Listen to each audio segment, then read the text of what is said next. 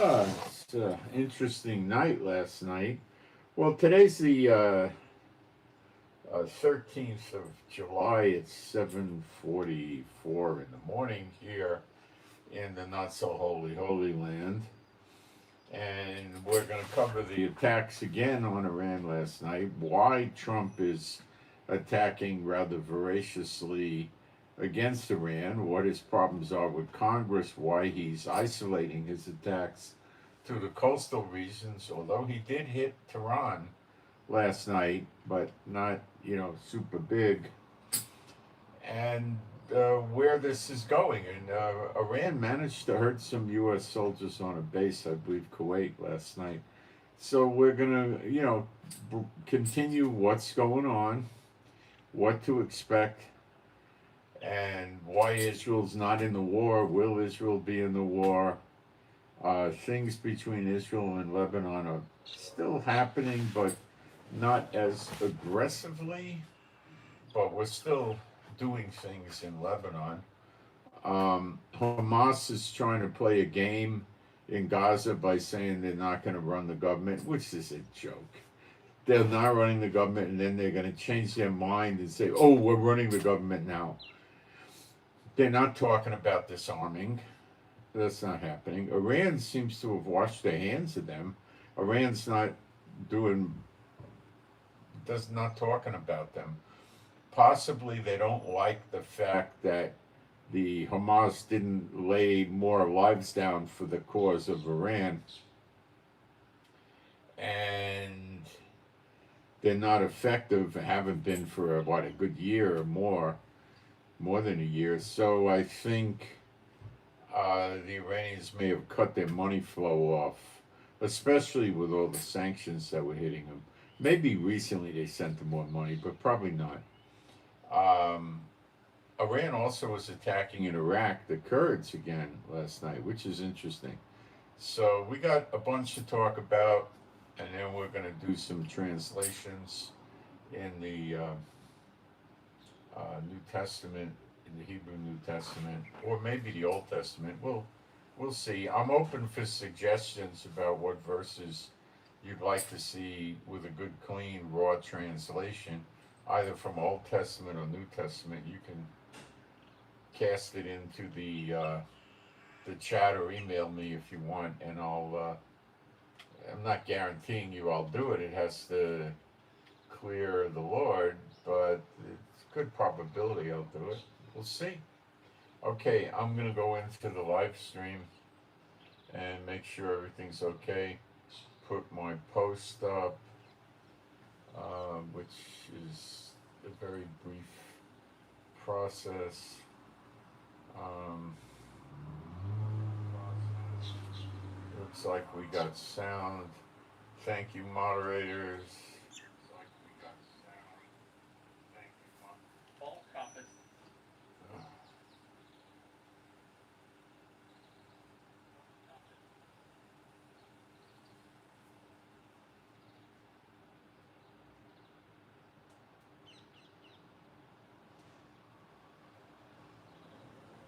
Now I'm testing the sound. Now I'm testing the sound.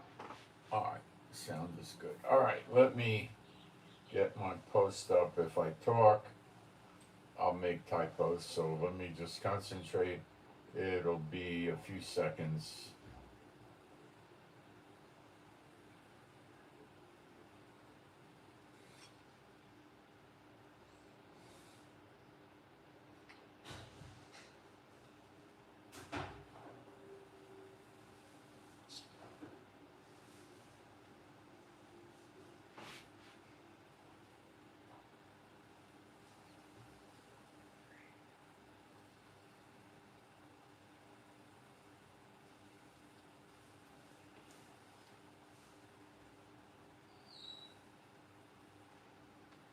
Test it for typos. Check it for typo. Everything looks good. Let me post it or pin it. And that should, there it goes. Let me check that. And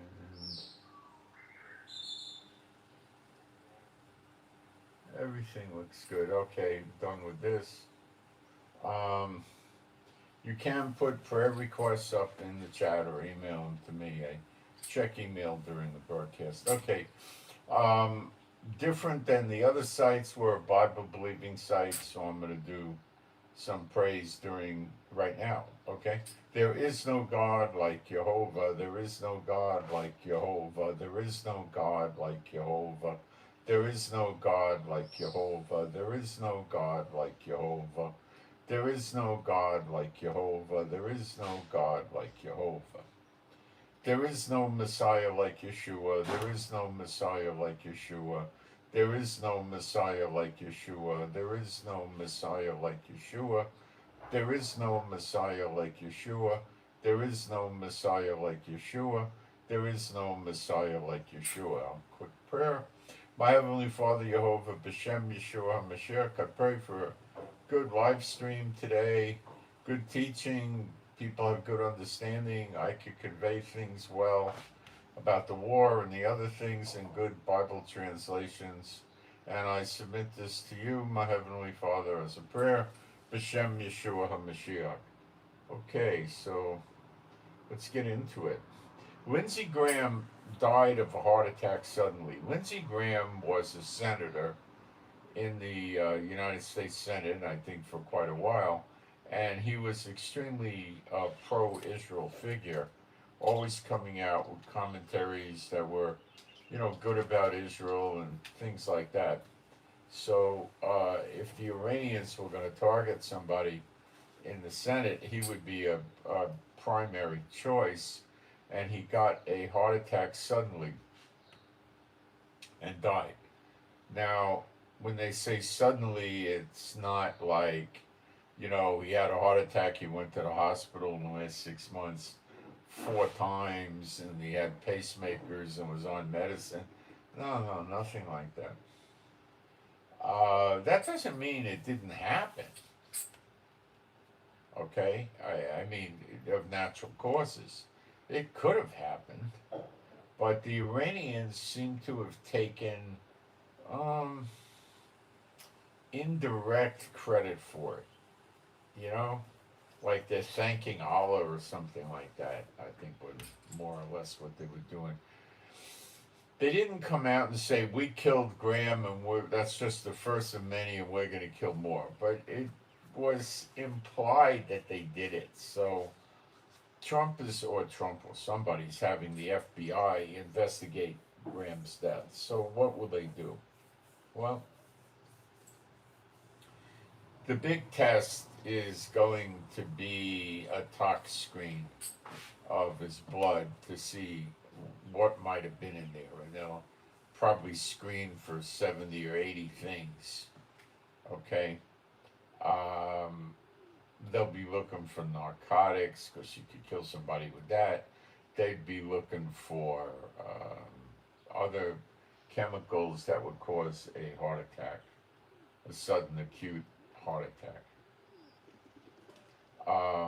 The other thing, now they might have a good chemical agent they got from Russia or China that gets dissolved in the system and it's not detectable or very difficult to detect.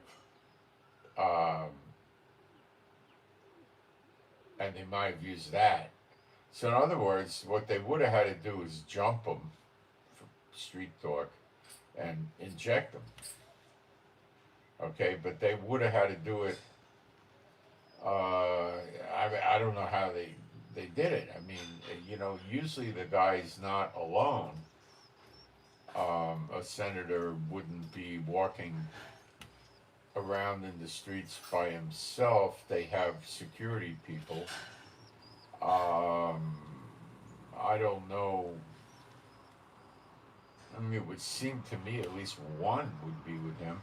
I mean, he'd be unlikely to have an entourage. He's not that high of a profile where people would recognize him immediately in the street or anything like that. They might have just one guy with him or something like that, or 2. Putting 1 is usually poor taste. They usually would put 2. 1 one is very easy to overtake, the security guard. Two is not just a little harder, it's tremendously harder, you know.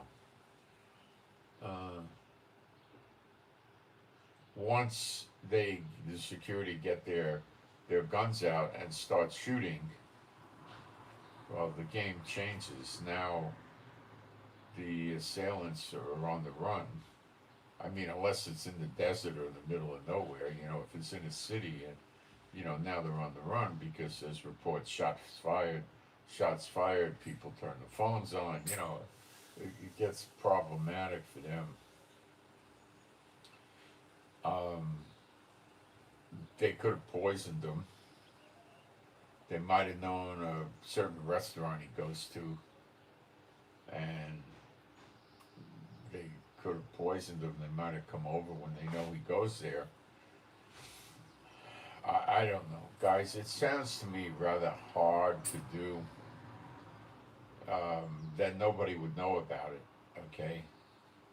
Um, but the other thing they'll do is an autopsy, and they'll look at, you know, what the medical examiner, who's a doctor, will look at what the heck they think happened.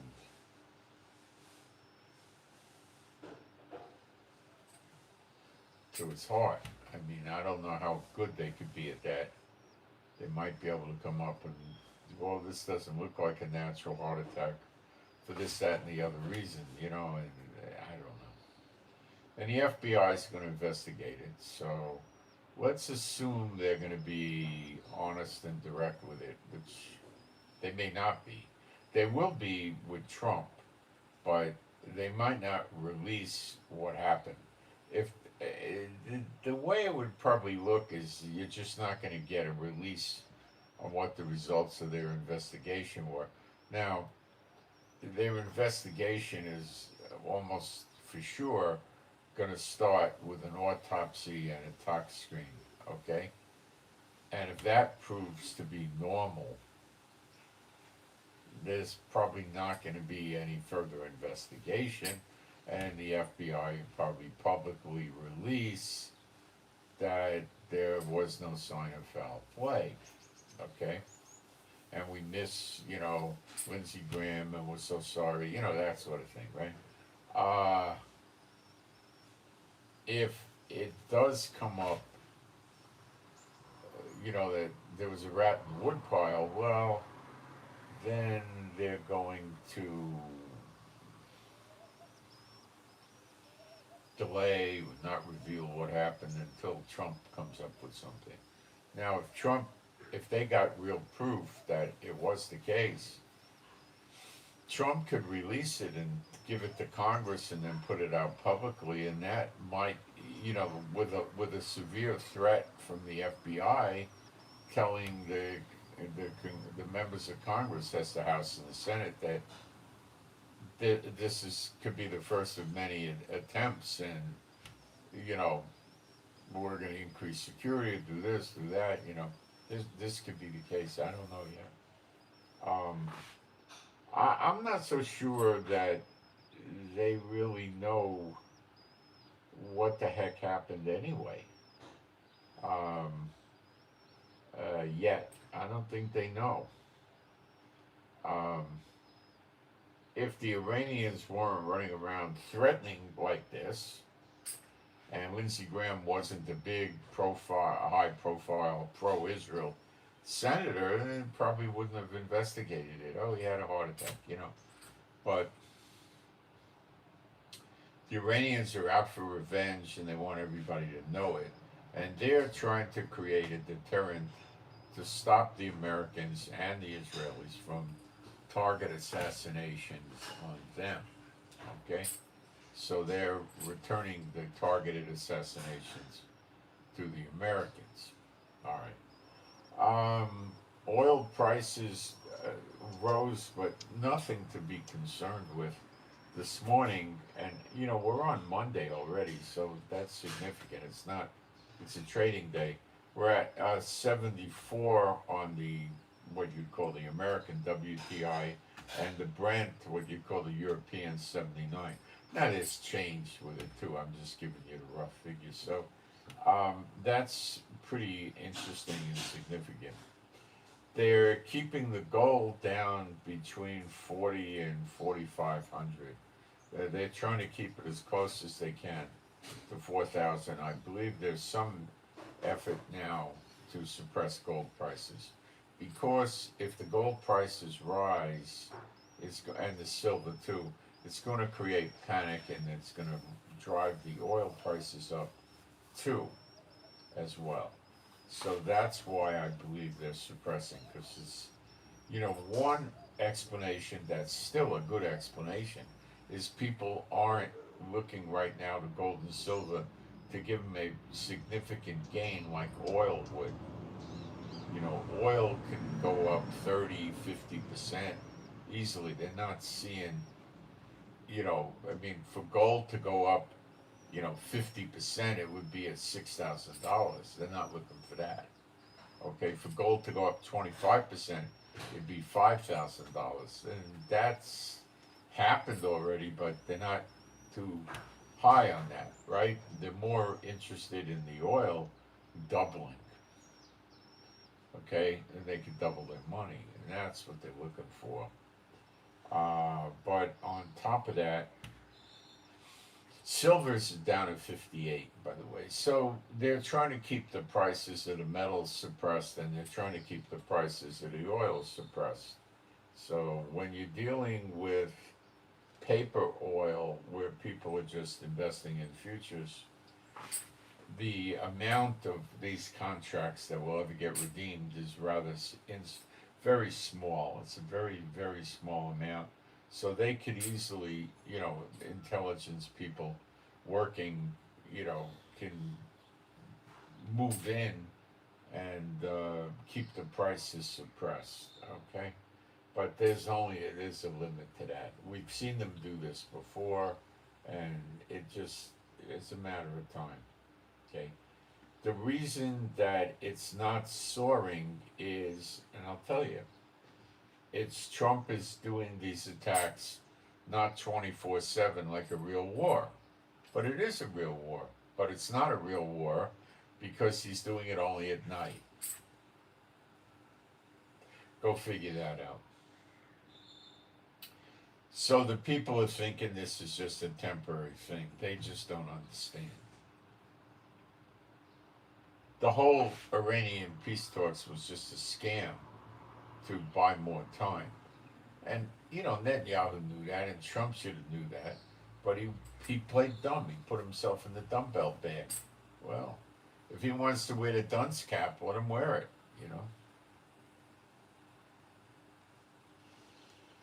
So it was they're calling it in the media very carefully to avoid people thinking it's a full war, another wave of attacks or strikes against Iran. Hitting dozens of targets, multiple locations, with precision munitions. And yes, that's true. The CENTCOM said it struck Iranian military air defense systems. Yes, it did. Coastal radar sites. Yes, it did.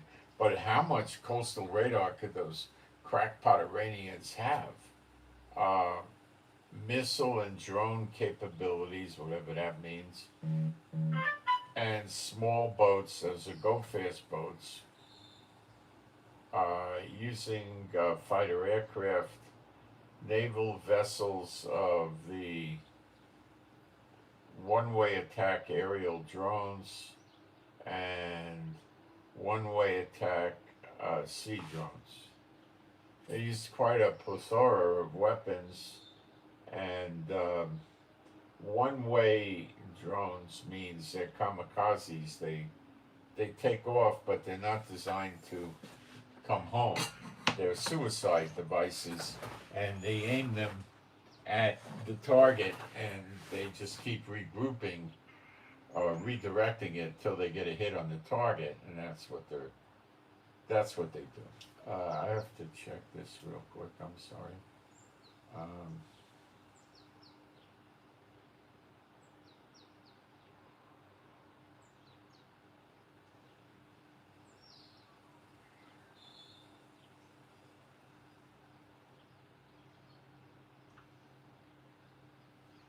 I apologize, but this is life in Israel. Um, the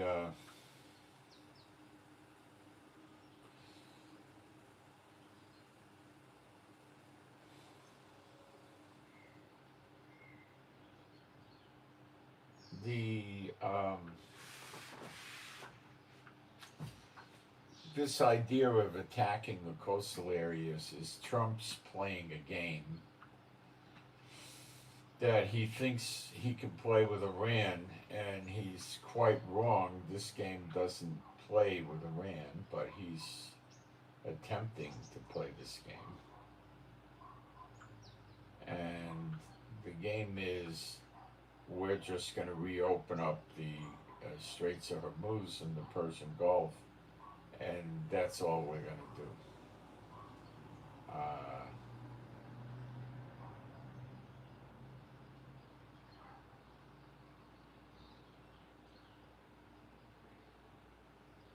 Okay, that's some herbal stuff my wife needs, and that was important that I checked that they're delivering today, so I gotta be on the alert. Okay, so this is a game that Trump is playing with himself. Iran's not playing this game with them, okay? And Iran's not about to let Trump open the Persian Gulf unless they have no capability. The missile alerts were sounding in Bahrain. Now that's where there's a very large Navy base that the Americans have there.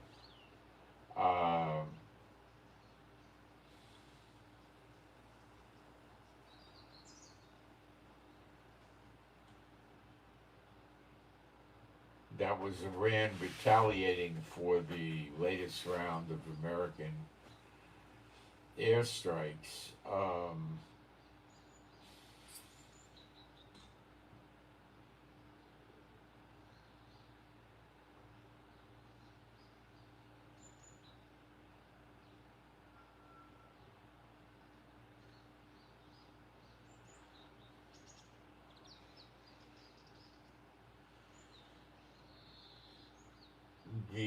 We know that that's where the U.S. Navy's Fifth Fleet is hosted, but we know there was a lot of explosions in Iran, which could mean the Iron Domes, or in this case the Patriot systems, were taking them down, and it was those explosions, or it could have been what we call impacts. In other words, the missiles or drones actually hit a target and blew up. We'll get a little more information on that in the coming minutes.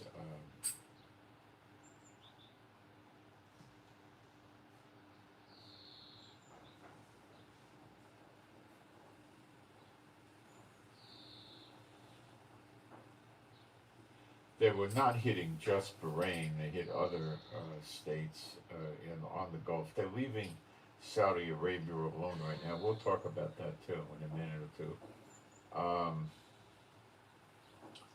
They were using their more advanced ballistic missiles like the Qadir and the Ahmad and the Kalabar Shakan and the Fatah 110 and the Zulfabar.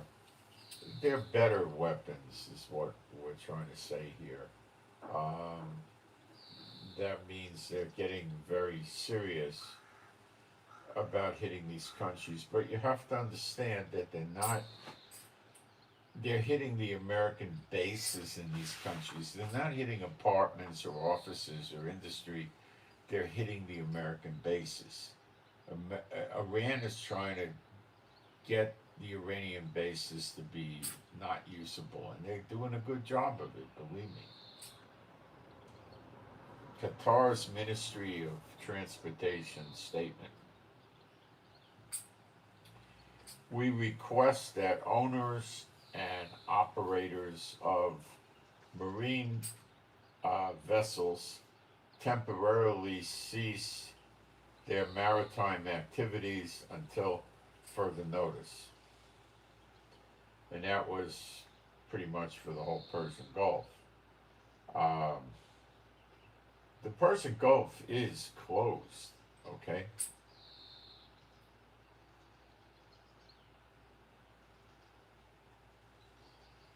This is a statement from the National Security and Foreign Policy Committee of the Iranian Parliament. We have seized control of the Strait of Hormuz by force and will continue to hold the strait by force. Okay, and there are no ships for some days now traversing through the Persian Gulf. I mean, there might be some American destroyers running around or something, and there might be some Iranian warships, but that's it. Nobody else is going in there. No civilian vessels are crazy enough to try going in or going out of the Persian Gulf right now. Now, Iran attacked Jordan. There's a big military base in Jordan they were hitting. Kuwait, military base. Oman. Now, I don't know of an American military base in Oman. Now, Oman was supposed to be in the deal with Iran to control the Persian Gulf, and I think Trump got them to back out of that deal, and now they're put on the enemy list of Iran. And Qatar, the negotiator with Iran, attacked the negotiator. And Trump is so stupid. He puts up with this, and keeps using Qatar. They used drones and missiles after the U.S. did their strikes as retaliation.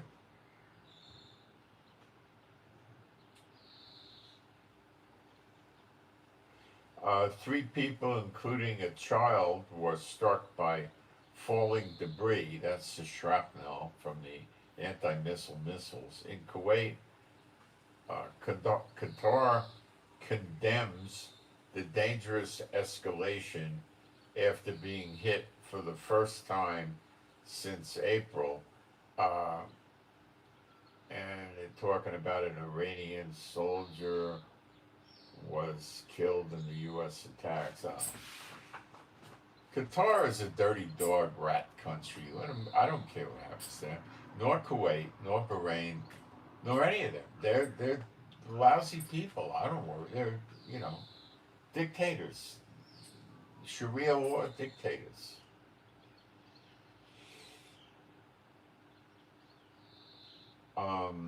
U.S. casualties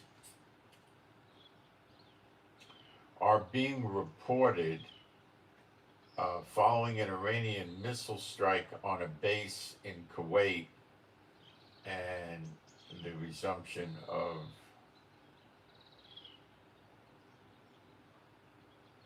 the war, basically. So we think that the Kuwait air base that America has, or their base, I should say, has been very much damaged and soldiers got hurt. So that was probably a function of Iran using their more advanced missiles that the Patriots couldn't take down, and they might not have had enough warning time.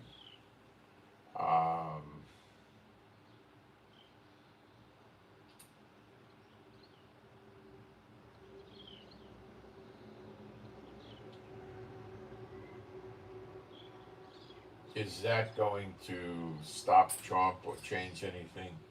No, no change.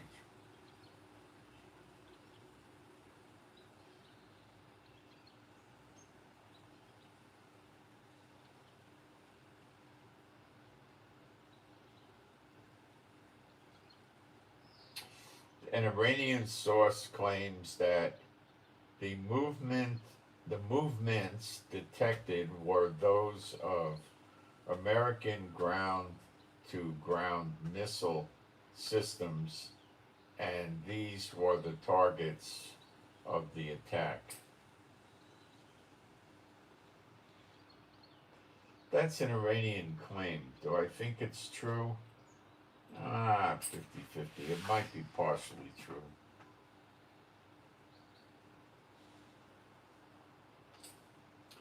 America's hitting Iran's military stuff. So Iran's trying to say, we're only hitting American military stuff. Okay? That's what this is about.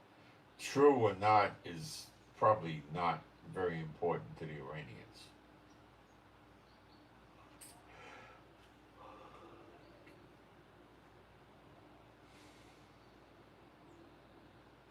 All the attacks carried out by the United States in South Iran, that means it's near the coast of the Persian Gulf. Okay, that means Straits of Hormuz. That means that Trump wants to stop their capability to attack ships in the Persian Gulf. Okay, in southern Iran, in recent days have been measured, and it can be understood that the United States is systematically neutralizing defense systems primarily. This is the Iranians talking, okay? This is likely preparation for a larger event. This is the Iranians talking.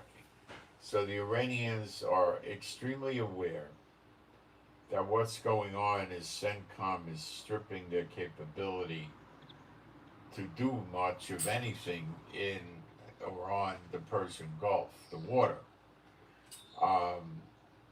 And I don't know how much this is going to take, but let me tell you, I don't think Trump has destroyed one missile city, and I don't know how many, if any, mobile missile launches he's gotten.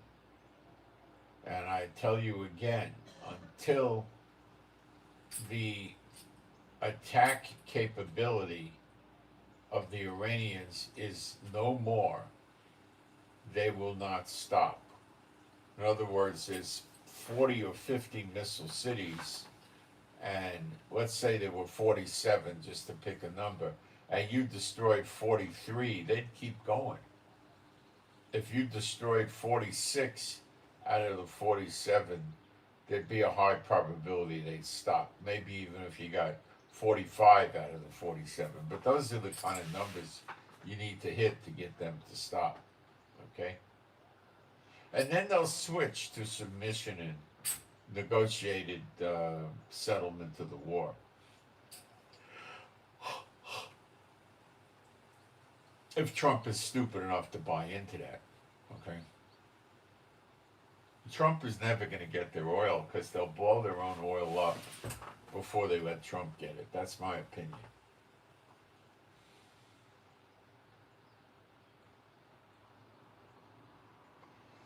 The Iranian Revolutionary Guard forces have issued a warning to all the U.S. military bases in the Middle East.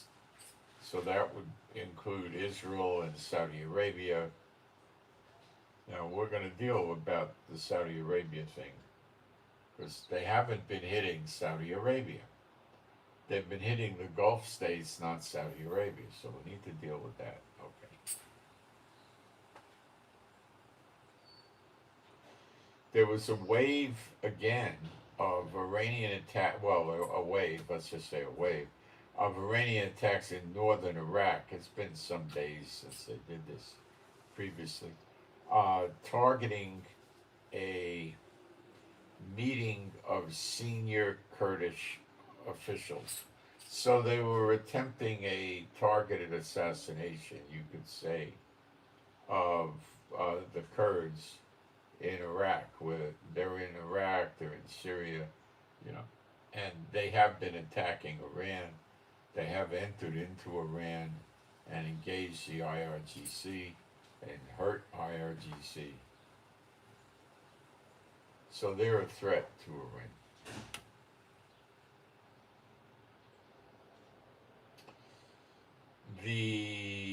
Okay, now this is what you need to hear.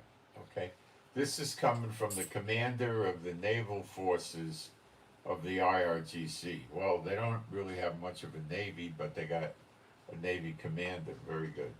The Americans have the best equipment in the Persian Gulf, warships and fighter planes, but they lack something.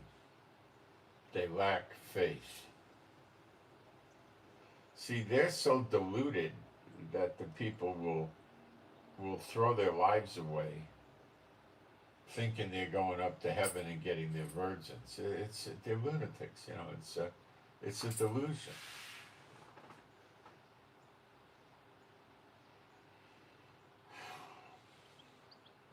The Ministry of Foreign Affairs, this is Iran, condemns Saudi Arabia must understand that the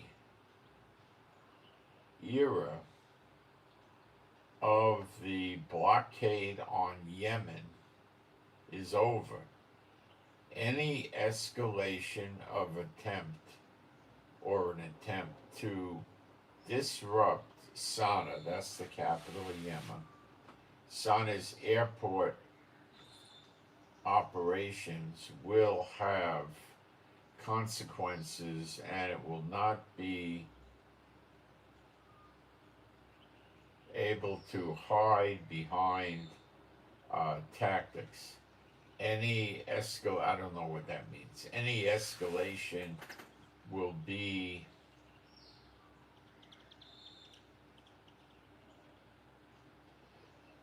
a blow to efforts to de-escalate tensions that would be between Saudi Arabia and Iran and achieve a ceasefire. You see, Saudi is turning against Trump in a way and trying to make peace with Iran, and it's not working. Saudi doesn't want Iranian weapons flying into the Yemen airport because they use them to blow up Saudi oil refineries and I guess eventually or soon oil wells.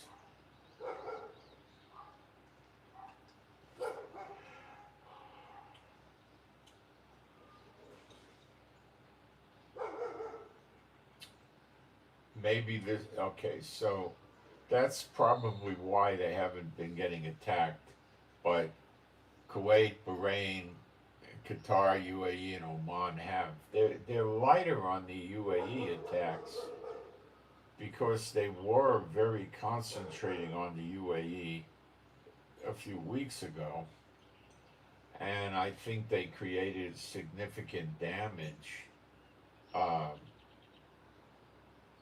to the American bases in the UAE.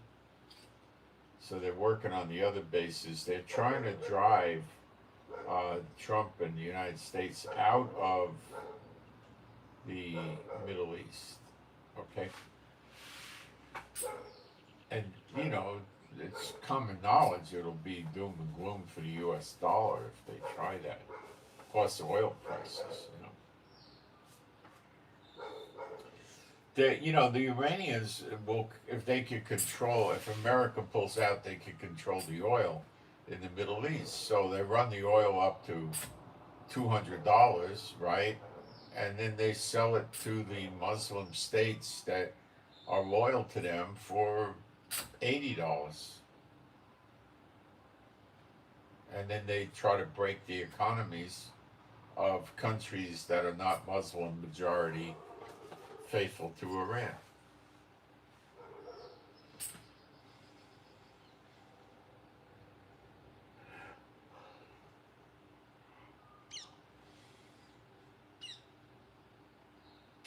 Now, this is the stupidity of the Americans, and Trump keeps this up.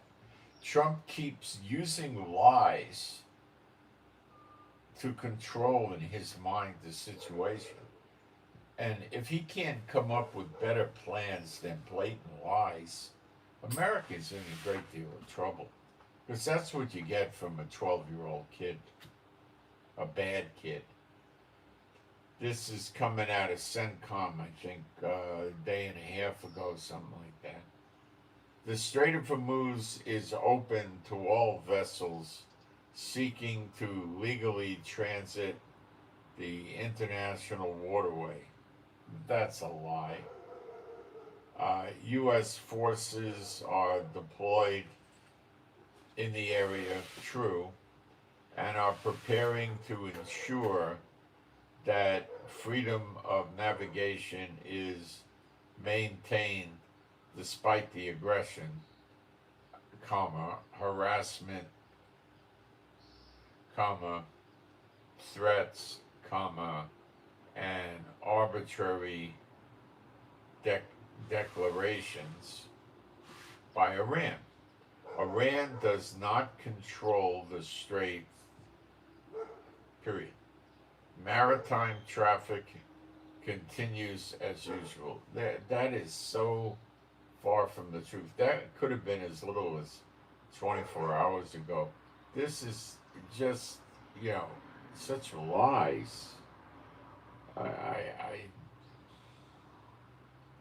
I just don't understand why they would try something stupid like this.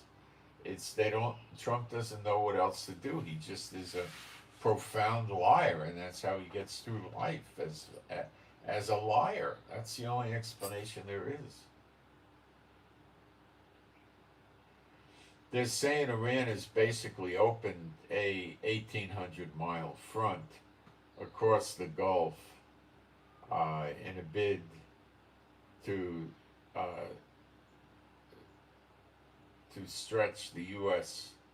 defensive analysis. Well, yeah, he's going from Kuwait all the way across the Gulf to Oman now. Iran is maybe more than 1,800 miles.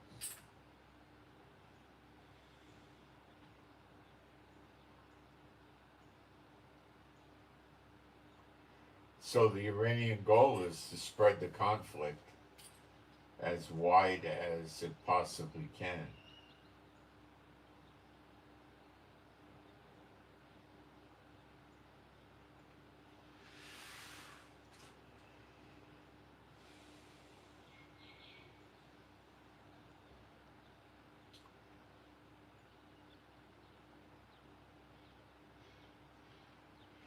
They're trying to make the American defenses, which is the Patriot missiles, run too thin. In other words, they're stretching the battlefield out so much that the Americans don't have enough Patriot missiles.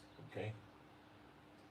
They don't have enough of the missile launchers, they don't have enough of the radar, they don't have enough of anything. And I think they're to some extent successful. And they are getting damage to the bases.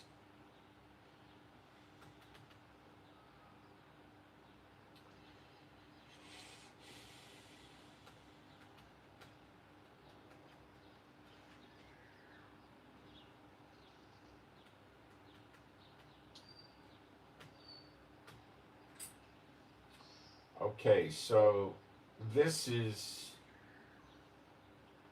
pretty interesting. Now I have a human interest story for you. A very weird one. But you'll appreciate it as I explain it to you. Okay. Egypt and Turkey now have both denied the LGBTQ cruise ship. They denied it access to port. And they're saying the reason is misaligned moral values.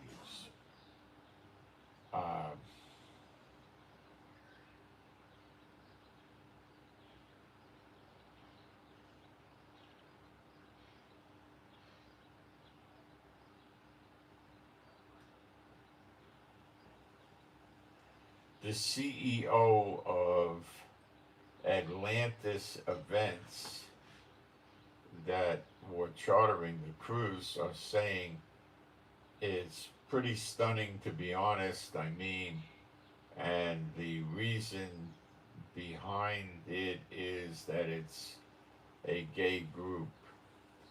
So, you see, what this guy does is he says, all right, how am I going to make money this season? Okay, so he contacts the cruise ships and tells them who he is. The cruise ships don't care. And he books, he can, you see, there's a few ways they can do this. One way, and it doesn't just apply to the gays, it could be a Christian group, it could be a lot of. I was on a cruise once, and it was a bunch of people that just got together. A lot of them were African American people, but there were others that weren't, and I ran into them on the cruise. And what they did is they formed a large group of quite a few hundred of them. Okay, somebody got together and they just did this not because they had a cause. Well, they did have a cause, and their cause was, let's get cheaper fares on the cruise ships. A good cause. And they really didn't care what color you were if you wanted to join. They didn't care. And they were bargaining with a large number of people. Now, somebody was doing this was probably making a small amount of profit for themselves. Okay, so let's explain what could be going on. They could put 300 people on a cruise ship, all right? And back then the cruise ships were running about 3,500 guests. They could put 500 on. They had numbers, okay? So you were paying for a balcony cabin back in those days for two people about $3,300. So that was looking for a deal on the internet, which you didn't get any really super great deals.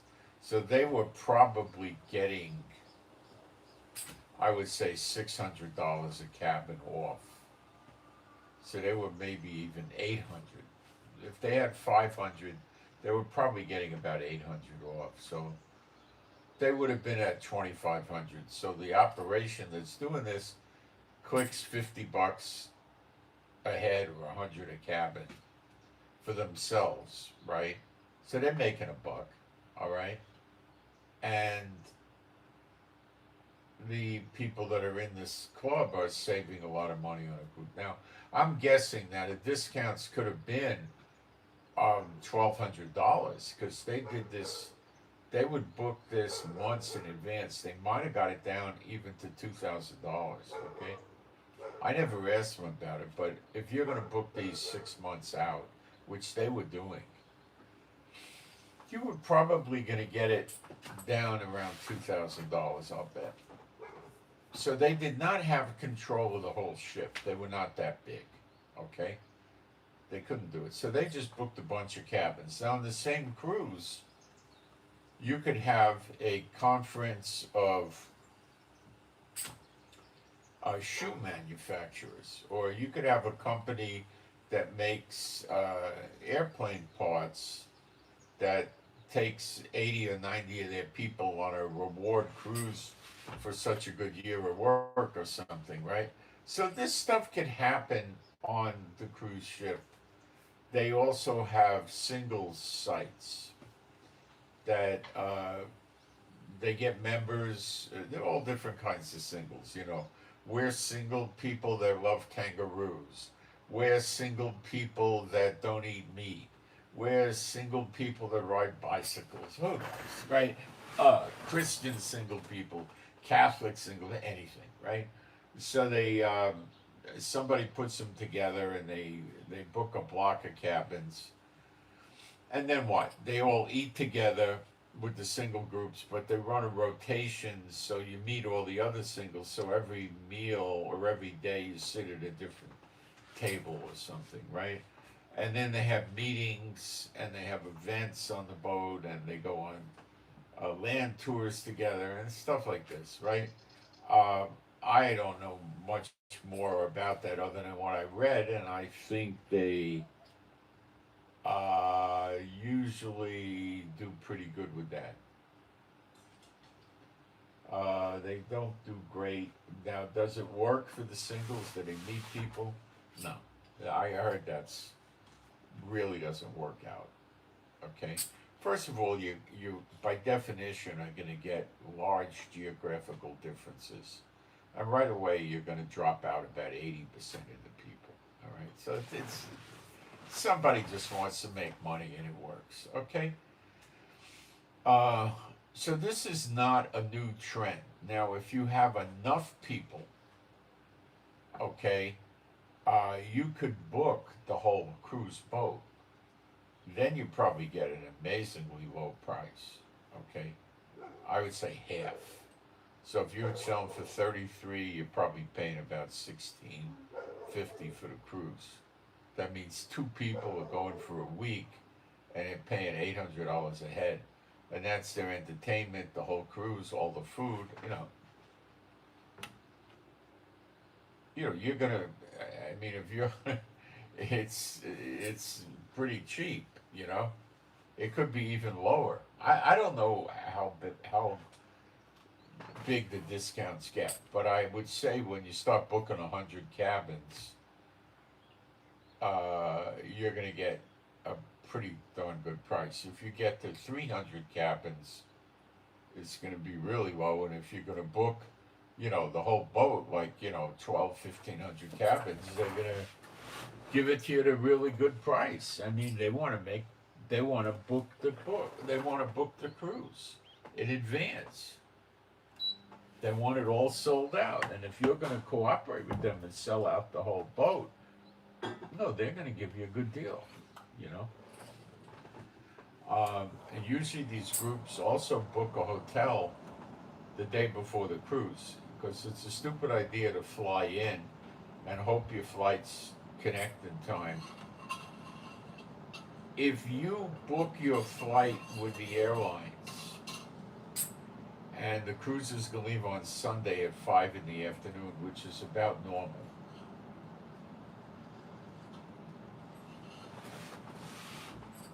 a 1 week cruise leaving at 5 in the afternoon on a Sunday is very typical. So you're going to come from Kansas or Ohio or something like that to Florida. You're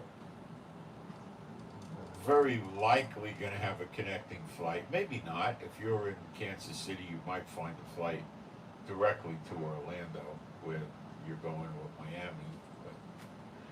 But a lot of people will have a connection or two connections, and you're putting it together with spit and bubble gum.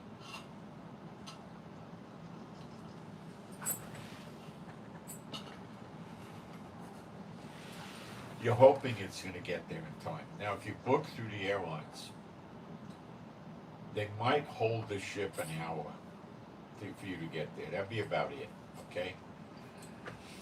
But they'll make arrangements for you to fly you from, if you want, they'll fly you from when you show up in Orlando to the next destination, which is going to be maybe in the Caribbean. And you get on the boat in the Caribbean and you don't miss a whole lot of the cruise. And I don't know what they'll compensate you with. They'll probably give you a big discount voucher for your next cruise or some junk. I don't know. That's if you book the tickets through them. But a lot of these clubs that are bringing people in from all over, they can't go to the airlines and book the airfare for them, because people are coming from, 75, 90 different cities. How they can't do it. Okay. They could, it's too difficult. They just say you got to get here. But what they'll do is they'll book a lot of hotel rooms for the people. They got to pay extra for that in an airport, in a hotel that would be very close to let's say you're in Port Canaveral near Disney and all that. You're very close to the port where the ships shove off, right? where they dock and they leave from. So the people fly in the day before. They come at all different hours, right? And they have a room. So if the flights are 3 hours or 7 hours late, they still make it. You know, they'll get there by 5 o'clock. Uh, you know, 99 point, 9% of them are going to make it. You know, so if you're coming in on Saturday and you're trying to get there Saturday afternoon and you're late, and you get there Saturday at 11 o'clock at night, so what? You're still making the flight the next day at 5 in the afternoon, So they get in, and what that does is it gives you a chance to rest right after all the flight. Okay? They rest, they could sleep in, they wake up, they could go to the pool at the hotel. If they get in early, they could get up early and go to one of the parks if they want to throw their money away and spend over $100 a ticket for a few hours, and then come back to the hotel and go to the boat. Most people wouldn't do that. They usually head out to the boat at about 12 o'clock, 1 o'clock. They get there and they show up, and they got all different kinds of, if you're in a suite, they'll board you early. If you're in an inside cabin or a regular cabin and they don't know who you are, and you're not a frequent flyer with the cruise line, they might tell you to wait a while, but you usually get on the boat by 2 or 3 o'clock. What they normally do is let you get on the boat. Your baggage is checked at the curbside. So your baggage is taken by the cruise ship into the boat, and they give you stickers to put on your baggage with your cabin number. So the baggage shows up at your cabin anytime in the afternoon all the way till maybe 9, 10 o'clock at night. Usually it'll be there by dinner time, by 6 or 7, usually. So you could change and go out for dinner. All right. And they let you on the boat, and they tell you can't go in your cabin yet because your cabin's not ready. Okay? Now, they've told me that, and I go to the cabin, and you talk to the cabin attendant, and they say, yeah, you can leave your bags here, whatever. We're not yet finished with your room. Or most of the time, they say, yeah, don't worry about it, and you just move into your room, right? And that's the end of that. So I would usually bring a carry-on with bathing suit and stuff like that, and I would usually go hit the jacuzzis, and you have to watch your meal too. If you want to eat a real meal in the buffet, they normally don't have sit-down dining for that day when you're at the dock. I don't believe there's sit-down dining on the majority of the ships, or most of them are all.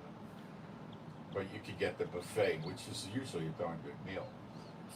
Other than the buffet, they have their, like at the Lido deck where the swimming pools are and the people sunbathing, they have the junk food they give you for free, like burgers, hot dogs, fries, pizza, things like that, different things.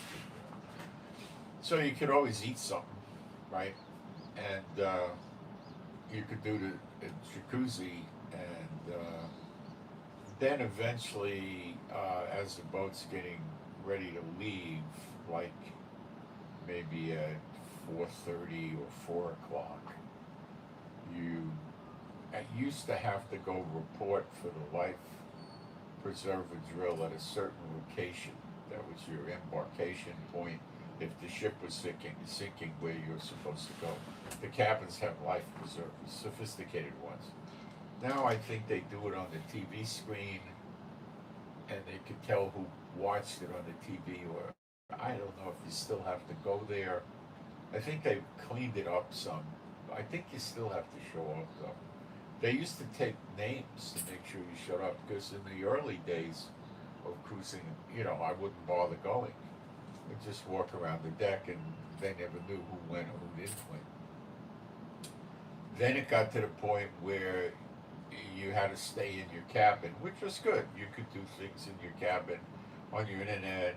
You're at port. You're in you're in Florida. You can use your cell phone and wait it out, and which is usually 20 to 30 minutes. Wait it out and then go, or because I've been to so many of these drills, I know what goes on. So, and I know where the embarkations. In your cabin, you got a map on the back of the door of the ship, and it shows you where you go if something goes wrong. And then they started getting into the habit of the cabin stewards checking every cabin, so you couldn't do that anymore. You couldn't wander around on the boat because why aren't you at the life preserver drill? And that kind of thing. And I think now they do some of it online on the camera, on the TV. So anyway, back to the gay people. So what they usually do, because their cruises are not like regular cruises. Let me be, without getting graphic, tell you that. Okay? I've never been on one, but I've read what goes on. I actually looked at videos of what they do there, and it's not suitable to be mixed in with regular people. Okay? Normally, they run these things with women's only for the lesbian area, for that audience, or they run it for men only for that type of person. Then they book it that way. They don't mix the women, the LGBTQ women and men on the same cruise. I imagine it's been done in the past, but they normally don't like that. So they set it that way, okay? And there are cruise lines for these LGBTQ people that are booking cruises like, they might book 10 or 20 a year. It's a very popular thing. And it's, when they get on the boat is not like what it's normally like, okay? And some of them have nude. The cruise ship doesn't care if they want to run around nude on the boat. If the boat's in port, they're not going to let that happen because people could walk by on the pier and see them, and that would be a problem with the government of the little islands in the Caribbean and stuff like that. So they won't allow that. But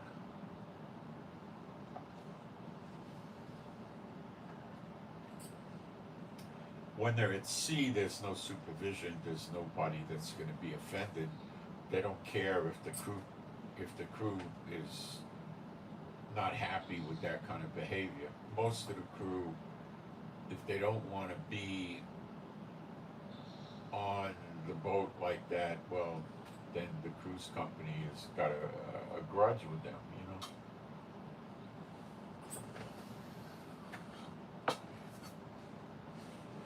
So they could be dozens and dozens and dozens of them laying around at the pool with no clothes on, and they have to serve them drinks. So you could have a woman that serves drinks on the Lido deck serving, 250 men that have no clothes on. But they normally try to adjust that so they have the men serving the men, and it's bizarre. Okay, so I know that they've been doing this for 25, 35 years. I mean, this is not new. It's an escapism. They get into an environment where it's entirely catered to them, like walking on Castro Street in San Francisco. Okay, it's entirely their turf, right? The crew doesn't condemn them or bother them or anything like that. They bother the crew, if anything. lots of complaints against the crew and stuff like that. How they tip, I don't. Probably they tip pretty good, I guess. And a lot of these people do it a few times a year, and they, make connections with each other and stuff like that. So these boats that were getting turned away, this boat was probably entirely all gay people. What gender, I don't know. And Turkey, being a Muslim majority country, said they don't want it. The Muslims in Sharia law countries will, at times, they've been known to take gay people up to the roof of a building, hold them by their ankles, give them a lecture as to why they're dropping them off the roof, and then drop them head first. I've seen video of that. That goes on. Check it out. It goes on. I don't know how often, or we're probably very, very radical countries it goes on in, okay? So Turkey just said, no, we don't want them. They don't want them here. Because what they're going to do is they're going to run around on the streets of Turkey. They're going to hit the restaurants. They're going to be in the restaurants carrying on, drinking, and, they're going to, the people are going to be offended, and there could be violence and stuff like that. Then after Turkey, they couldn't get off the boat in Turkey, so they just said, okay, we'll go to our next destination. So they sailed from Turkey, which is somewhat north of Israel in the Mediterranean. They probably followed the Mediterranean close to the coastline, Lebanon, Israel, and came to Egypt, and they were going to dock up somewhere in Egypt and go to probably visit the pyramids and stuff like that, right? And then Egypt saw what Turkey did, and they followed suit. They're a Muslim majority country too, and they said, no, you can't dock up here. They weren't stopping cruise ships in general, they were stopping a LGBTQ themed cruise, that's all. So I don't know where their next destination is, but I imagine it wouldn't have been in Morocco or Algiers or any other Muslim majority country in the region, because they would probably follow suit. I did not hear anything about them turning around and wanting to dock in Israel. If they asked Israel for permission, would they have gotten it with Netanyahu? 99.999% yes. And they probably didn't want to come here because of the threat of a war, but I have not heard of them turning around and coming to Israel, so I don't think that's happening. Okay. I have never heard of a gay cruise coming to Israel. Israel takes very few cruise ships in. They have a cruise line in Israel. Let me see. That's nothing. That's just the old mayor. They have a cruise line in Israel. I think they got 2 boats. And they got boats that look like they're from the 1980s or 90s. Old boats. The difference with the old boats is this. They're usually going to come in at 70,000 tons. Where the more modern boats are going to be, the boats that were made, let's say, in the last 15 years, are going to be at least 150,000. They're going to be at least twice the size, sometimes 3 times or more, okay? So they get up to 250,000 tons, okay? The difference is the older boats have very few balcony cabins, very few. They do exist, but they're very few, and they're normally just suites. The other cabins are normally going to have 2 big round windows. They would be like 3-4 foot round windows, really big windows, and they project a tremendous amount of light in the room. They do not open. they're ocean proof. I mean, 80-foot waves could hit them and they're not going to break. They're, thick, heavy polymer or something. They're very, very tough windows. And you can definitely going to get a lot of sunlight in the room. It's going to wake you up naturally in the morning. And then they have inside cabins which don't have a window, and they're smaller. If you really want to sleep like a log, get an inside cabin. There's no light coming in the morning. The problem is you're laying there in bed and you look at your watch and it's 8 o'clock and you don't want to get up, and then it's 9 o'clock, 10 o'clock, and then you force yourself to jump up and get there while you can still get some breakfast. You don't want to wake up in the morning. That's the problem with those things. The air conditioning is cold as Antarctica because you have no sunlight coming in to heat the room up. Now, in the recent years, they've played games with these inside cabins, and they have a big wall TV there or something, or they have, I think it's TVs in the plural maybe that look like windows or something, or one big one, and they have a camera on the boat outside on the deck, and it projects an image, and it makes you think you're looking out a window and you're seeing the ocean roll by real time. But it's not, it's a TV, no. They do stuff like that. Then they got another gimmick. They have inside cabins that have a window and even a balcony that faces inside the boat. They build these boats with big gardens in there where they have carousels, maybe another couple of little, rides for little kids, and they have real grass and trees growing. They actually have soil and they're growing. So they're not just potted, they have actual real things. So it's like you're in a garden. And they have restaurants that'll serve you alcohol and food while you sit there in the garden and watch the people walk by. And these gardens are maybe 200, 300, 400 feet long, depending on the boat. And they're down, and you have decks on either side that might go up, 6 or 7 decks high, and then they're open at the top for the sky and the sun. So you get fresh air, you get sunlight, and you're in a garden area.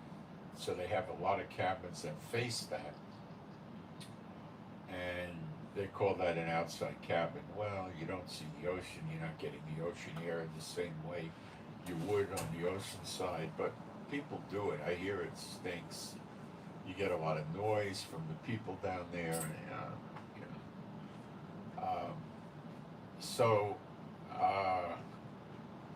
I have never heard of the gay cruises ever going to the Arab Muslim majority countries. This is, maybe they did and I never heard about it, but I never heard this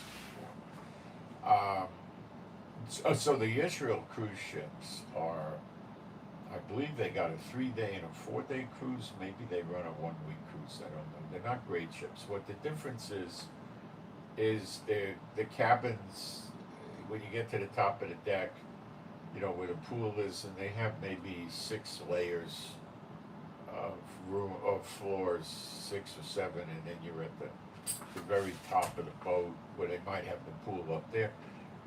Where on the bigger boats today, you'll have 16, 18 decks high. So it's not that big. You can learn your way around the boat in half a day. So you get on the boat Sunday and 5 o'clock, and you're going to stagger around the boat. You're not going to find your way around too good.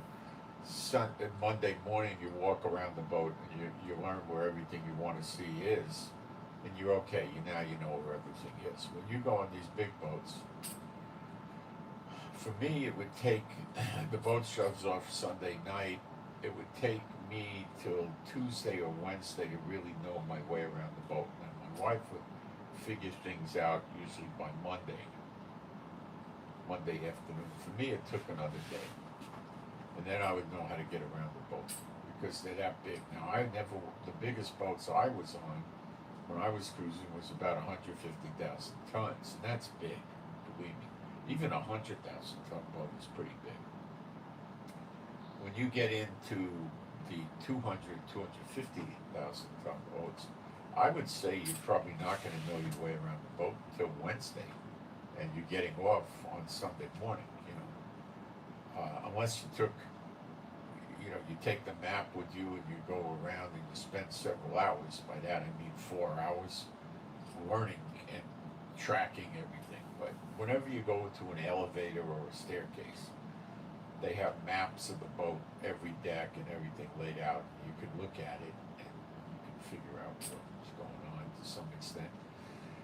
But they give you a portable map you can put in your pocket if you want it.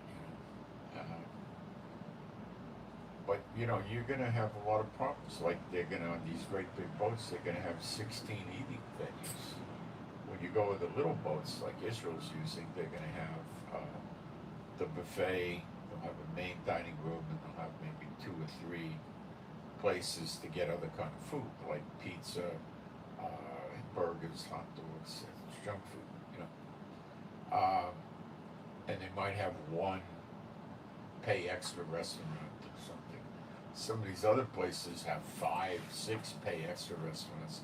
So just trying to understand the food and where all the food venues are is going to be a big job. Then you might want to know where the gym is, where's the walking deck, where are the ice cream machines, where are the soda machines or the coffee machines, or that kind of stuff. The juice, usually you don't get soda for free. Usually you get some kind of juice for free, cold water for free. Coffee is usually free and tea is free. Usually they'll have an all-night place where you could get, I don't know why they do this, but you could get pizza and you could get a salad, and maybe a carb salad, I don't know, you get a salad. And they have room service that usually works all night, but now some boats room service is free, now some charge. So you could get like a burger, you could get a hot dog, you could get pizza, you could get salads, you could get, I think, ice cream.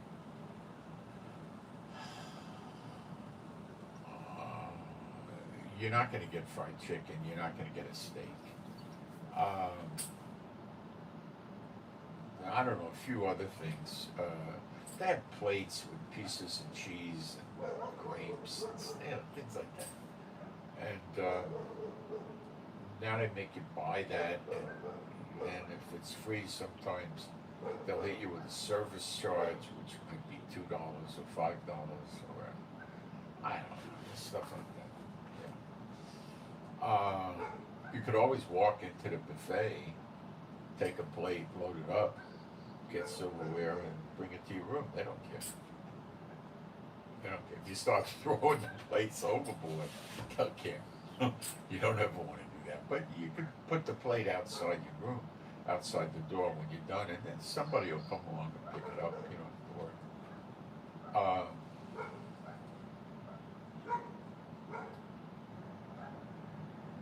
So I don't know if this is going to affect much with the gay cruises. I think not, because they'll just go back to where they usually go. They go to the Caribbean in North America.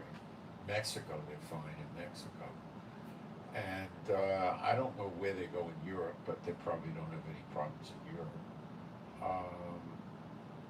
Probably the rest of Central and South America, I don't think they have any problems. I don't know if they go there though, because it's pretty far from North America. So I don't think the optimum cruise is a week. Okay, I found for me the optimum cruise was 10 days.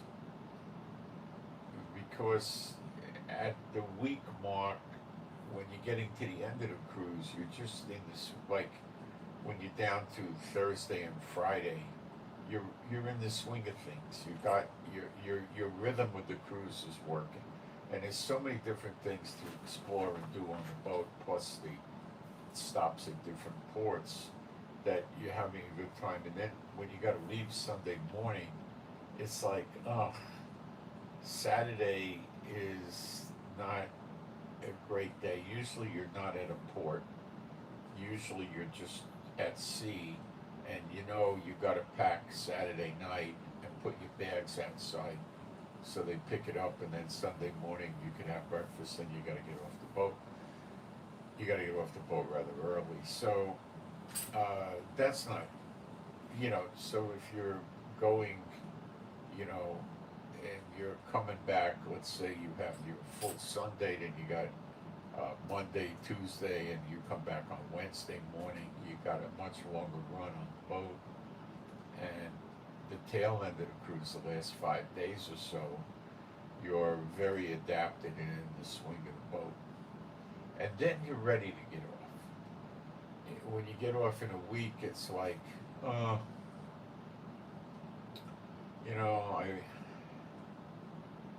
I wish it was longer, You're not ready to go. 2 weeks is a bit much. I did that, I think, once, maybe twice, I don't remember, and that's a bit too long. I think it's too much.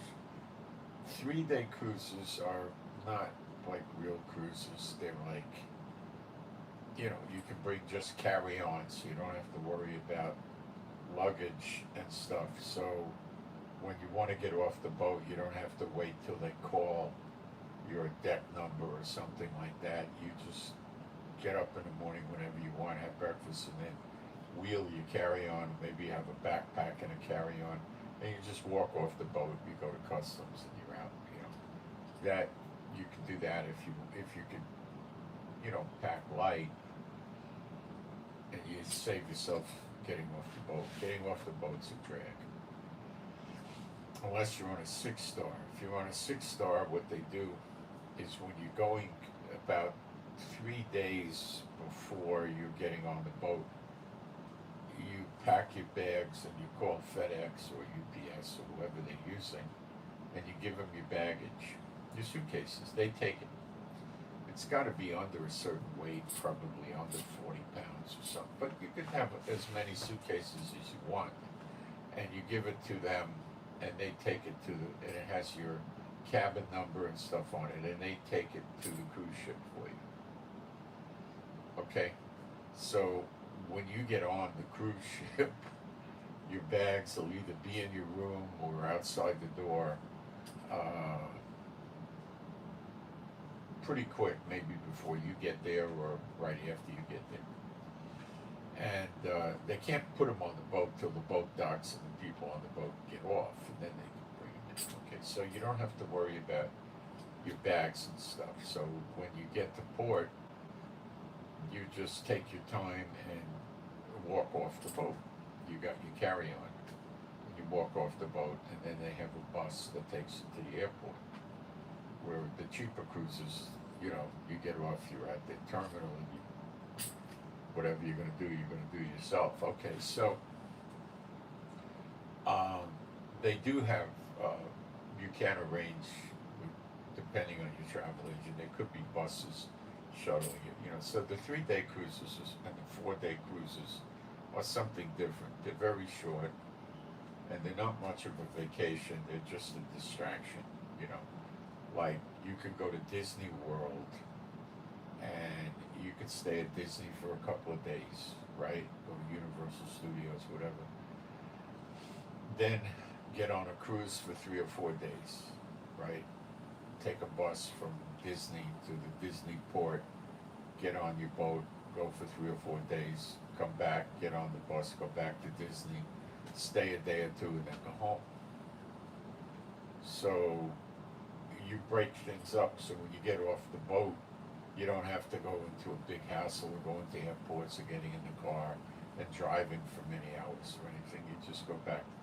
You take a 30, 45-minute bus ride to the hotel, check back into your hotel, and then do what you want. You're leisurely for a couple of days, you unwind, and then it's much different when you check out of a hotel to go home. It's very leisurely, not like getting on a cruise ship. So anyway, I'm talking a lot about cruise ships. Ships are cautious. All right, let's see if anybody gave us any suggestions for a what Bible verses we could translate from the Hebrew or the Old Testament or the Hebrew New Testament. Oh, by the way, the Knesset is just about past the bill that our jerk Netanyahu put through, giving the ultra-Orthodox a 7-month break from being arrested for not complying with the draft. And this gives them, they still need to support Netanyahu because it's a temporary thing. It has no permanence. And that gives Netanyahu a chance, allegedly or supposedly, to get a permanent bill passed. Will the ultra-Orthodox go for that? I don't know. Well, I mean, it's passing, so they're going for it. Okay, let me see what we got in the chat, if anybody's suggested any scriptures. It's hard to read this, it comes in so faint.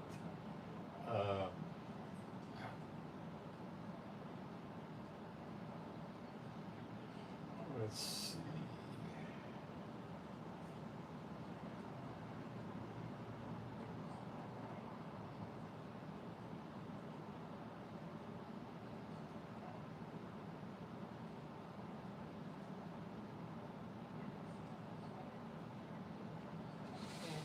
No, I'm not seeing anybody suggesting anything, so let me think what we could do that might be interesting.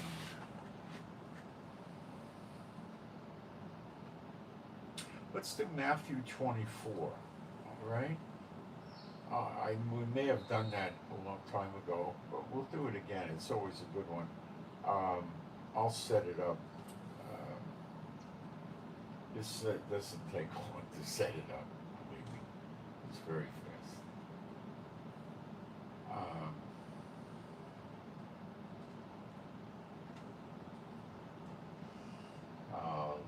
I gotta plug my criteria in. Of course, this AI that I use for this doesn't have any memory.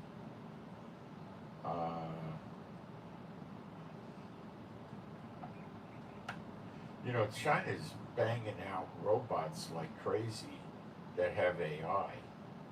People are spending over $100,000 for these things, and they don't even vacuum the floor or wash the dishes. They put memory in them so that when they get shut off and you turn them on again, they can remember who you are and remember some basics about what was going on in the conversations.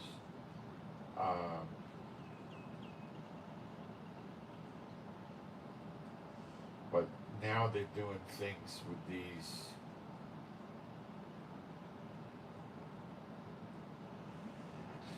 robots, like they're keeping their skin at human temperature. Now you can use your own imagination and figure out what the real purpose of these things is based on that. Although they're not saying that in any article I've read, but I can tell you that's pretty much what they're doing.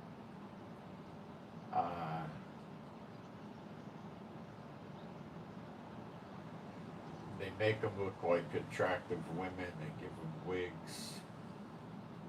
They walk about 80-90% like a regular person, and they're heating their skin up, and they've got very soft skin.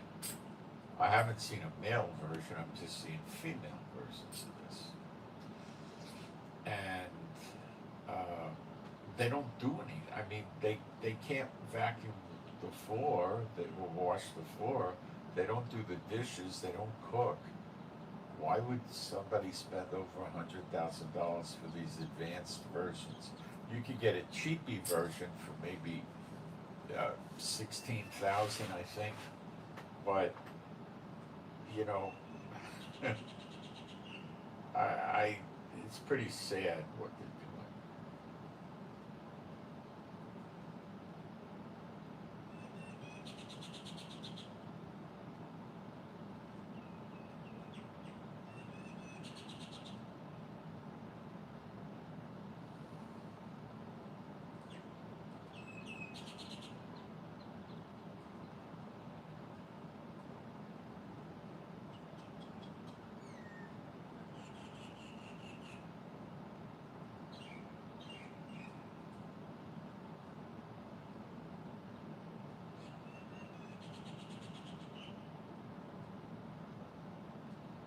Okay, give me a second to program AI now.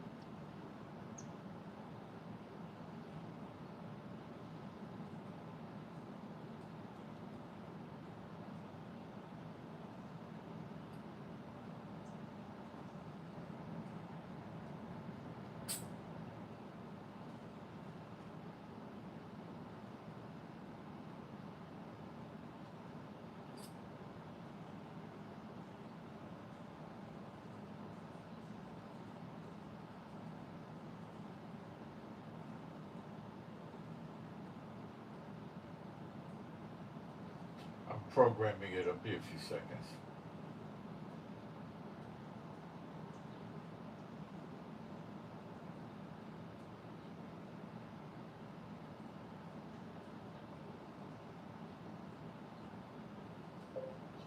Translate into English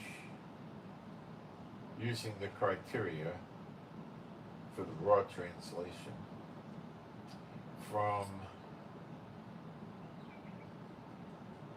both of the Hebrew New Testaments that we use, setting them up separately in horizontal fashion, verse by verse, giving me just the English translations for Matthew chapter 24.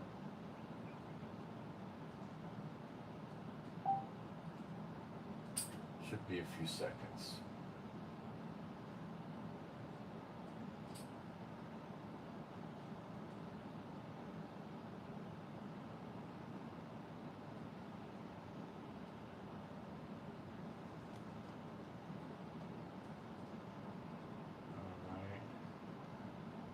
Give me an illustration of something. I don't know what it is. Okay. Matthew 24:1. I'll do Salkinson predominantly, or maybe I'll switch to Delis, but I'll do both to clear things up better. Okay. And Yeshua went, and this is Matthew 24, verse 1. And Yeshua went out and stepped away from the mansion shrine. House palace. That's the secular translation. See, I have it translate not using church guidelines, church terminology, and then we don't get the bias of the church. And the church puts stuff in there that doesn't belong there. It's not in the original. So because it's secular, it says mansion, shrine, or delich house. So it's the temple. Okay. And his student learners,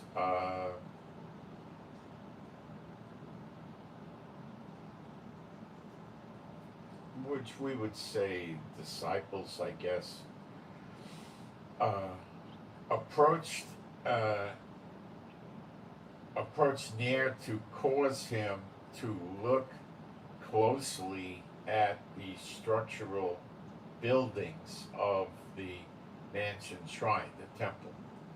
Okay, this is very clear, you see. And Yeshua answered and said to them, do you not look at all these things in firmness, truth? Okay, Delit says, and he answered and said to them, see you not the whole of these things? Amen.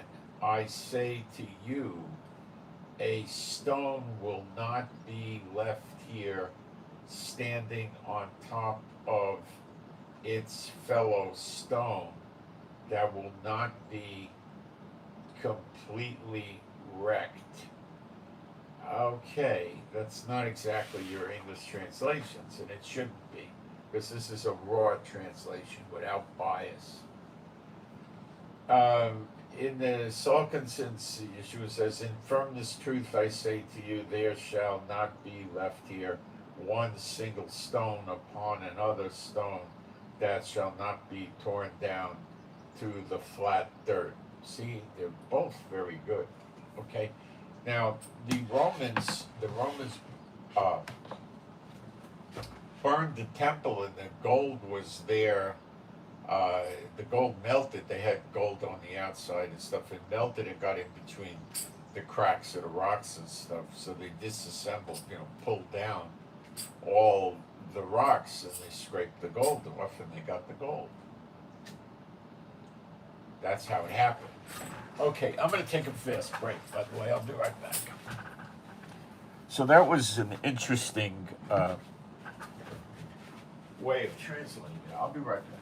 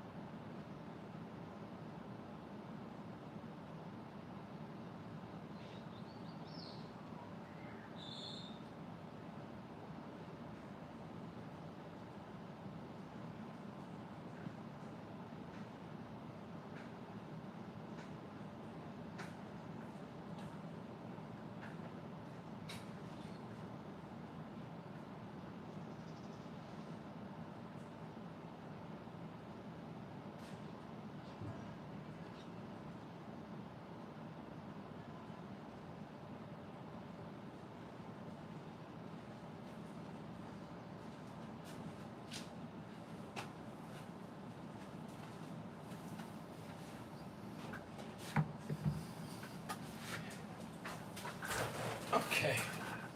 All right, I'm gonna go up. You gonna go out? Yeah, I got this very called bird's bed, and I don't. Oh, one thing I wanted to ask you for. You know how sometimes I start, like, it sounds like I'm choking because my mouth gets dry from the air conditioning? Could you bring back some sucking candy? They usually come in a metal round box. Okay, the store will have what the store has. Yeah, okay. I'm not, just no peppermint. I hate peppermint, that's all. Okay.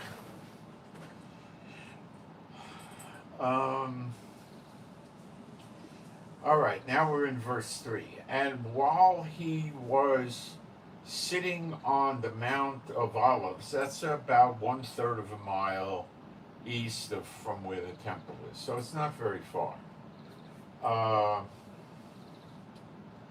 The student dash learners, the Talmudim, the disciples, we would probably say, approached him in hidden secrecy. It says they drew near to him by themselves. So they went when nobody was around, okay? Saying, tell us, when shall these things execute? Delich says, when these things shall occur. Execution and occur are not so far apart at all. You know, I would say occur when they occur. And what is the physical sign of your arrival? Delich says, what is the token sign of your coming dash entry and the finishing of the age? Let's finish it with Salkinson. And what is the physical sign of your arrival and of the boundary edge of the cyclic age? Oh, this is so good.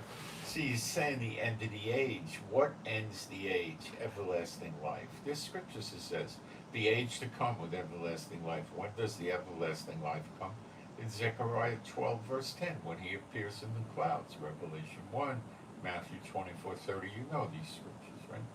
But you see, this is what it really says, not what the church translations tell you it says.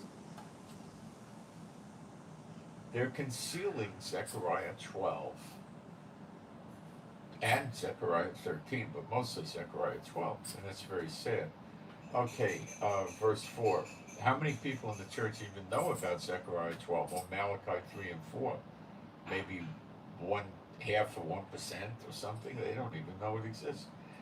And Yeshua answered and said, but it's in the Bible, isn't it? So you see, I don't show any mercy to the churches for their bad translations and their omission of teaching things that should be taught and their teaching of things incorrectly. I show no mercy to them. So if you're the type of person that wants the truth from the scriptures, you're going to like me. If you're the type of person that doesn't want to hear anything that contradicts Pastor Barb, or worse yet, Pastor Mary, you're going to hate me. Okay? If you want to follow the party line and ignore the scriptures, you're going to hate me. If you like the scriptures, you're going to like me, and you're going to say, wow, this is good. All right. And Yeshua answered and said to them, watch yourselves. And Delich says, and Yeshua answered and said to them, take physical care. Okay? So take care of yourself, he's saying. Salkinson, closely, lest any man cause you to stray or slip. Delich does a better job. He says, lest any man lead your steps astray. Now, when you favor the churches over what the Bible says, your steps have already been led astray. And you're following the blind. And if you follow the blind, you both fall into, not a ditch, it's the pit. The word is the pit. Sheol, hell. If you reject knowledge, that's the scriptures, Yeshua rejects you. So you can play all the games you want. Who is this jerk? He doesn't have a big building. Well, where's the scripture that says, go ye forth into all the world, take money from people that want to press into the kingdom of God and buy a big building that nobody benefits from but the pastor and his financial statement? Where is that scripture? Could you show it to me? You see, now they'll just get rid of me and run away because there is a scripture that has to be fulfilled. And it says, they went out from among you because they were not of you.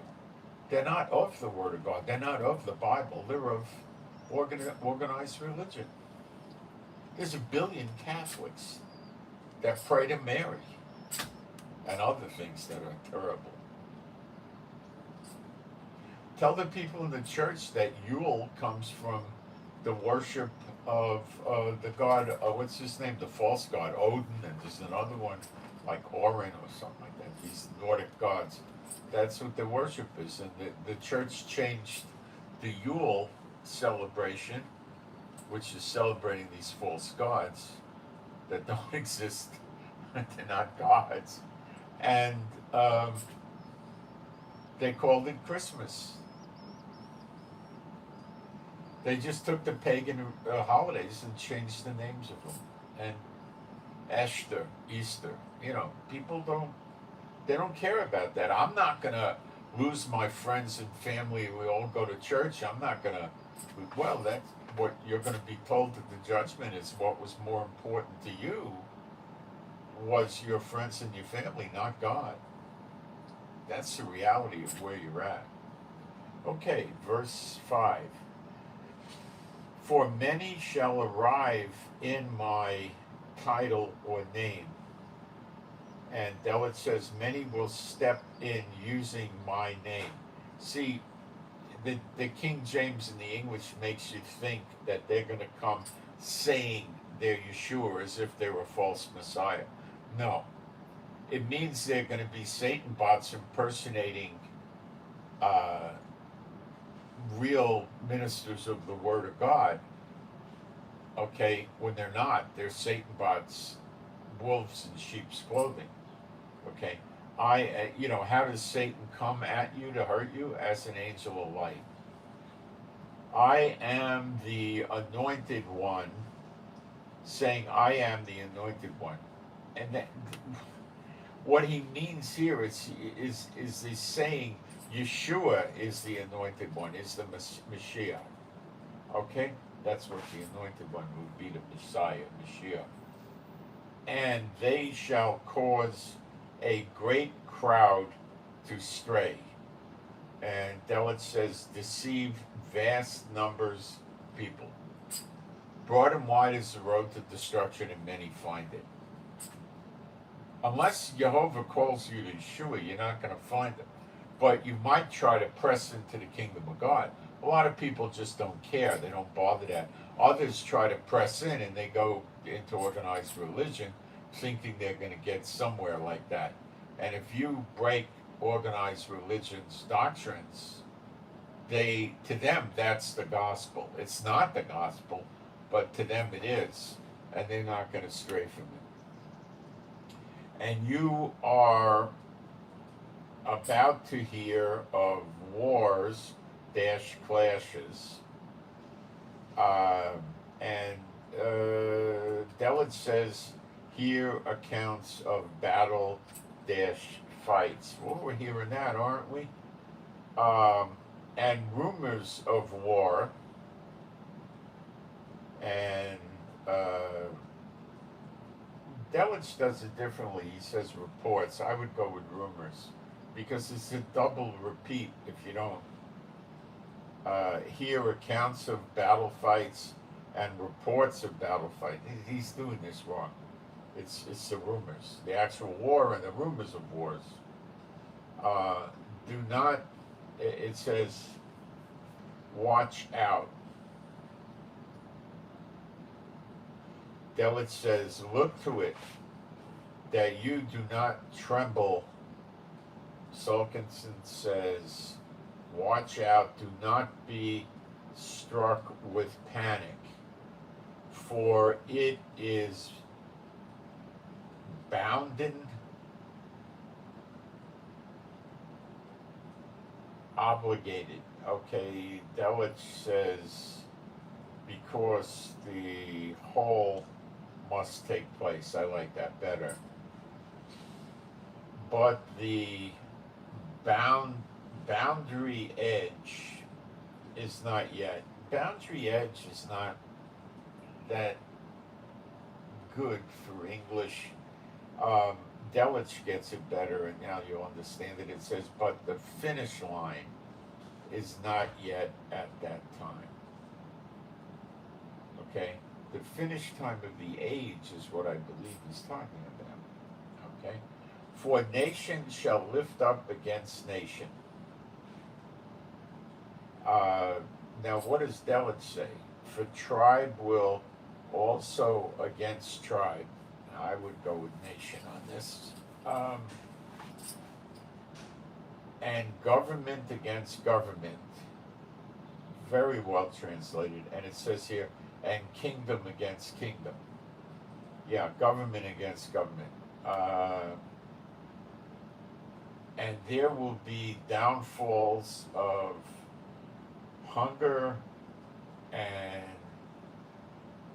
ground dash trembles in places after places. That's earthquakes, okay. Kingdom against kingdom is what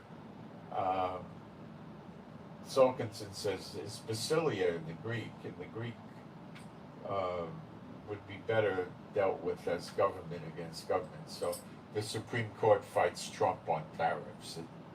A governor or a mayor goes against Trump. It's that kind of thing. Okay, kingdom against kingdom and nation against nation. That's Ukraine and Russia, let's say, or America and Iran. It's, one is one nation fighting another, and another one is they're fighting internally inside the government of the countries. Okay, that's how I see it. And it says, and physical earth shakings in various spots. Well, an earth shaking is an earthquake. What is a quake but a shaking? Verse 8, but all these things are only the head start of birth pangs.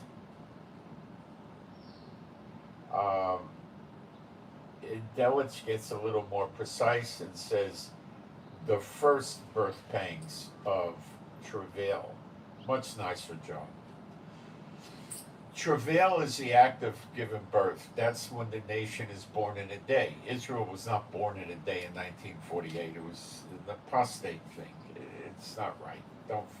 It shouldn't even been called Israel, because God refers to the land we have now and us living here as Judah and Jerusalem, not Israel. We don't have all the land. We don't have the 10 tribes of Israel here.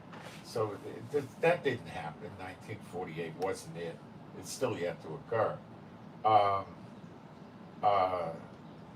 Because when you have the travail, it's preceded by all the birth pangs, and that wasn't in 1948. I mean, they had wars and stuff like that, but not much. It started after 1948. So how could 1948, May 15th, be the birth of the nation in a day, and then the wars and stuff come after it? See, that's convoluted, and when they teach that, they're your enemy, because they're leading you astray on purpose. Okay? Travail is, the baby's coming, dilated, water broke, the baby's head is coming out. That's travail, the birth of a nation in a day. Okay. Then it's an analogy to the baby coming out, right? Then they shall deliver you up to binding affliction. Now this is Yeshua changing things. Then they shall, Lord says, at that time they will hand you over to torture, crushing, and will kill you, and you will be hated by all the tribes of the earth for the sake of my name. And Salkinson says, you see, this is what was going to happen to the apostles and the people at that time. He changes the scene of the timing during Matthew 24, because he didn't do this in a parable, so he juggles it up, and it's impossible for the unsaved to understand what really is supposed to be at what point in time. And you shall be hated by the nations on account of my name. Well, that's been going on for a long time. And then many shall be tripped and stumble. Many shall fall into snares and will betray their fellows and hold uh, fierce hatred for their fellows. They shall hate one another with horizontal enmity. Huh? You had a lot of trouble in the 70 AD. They were pretty bad with each other when they were in the siege there. And many false spokesmen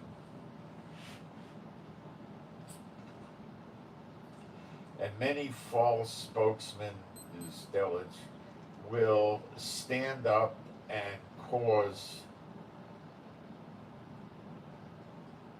multitudes to wander off into errors.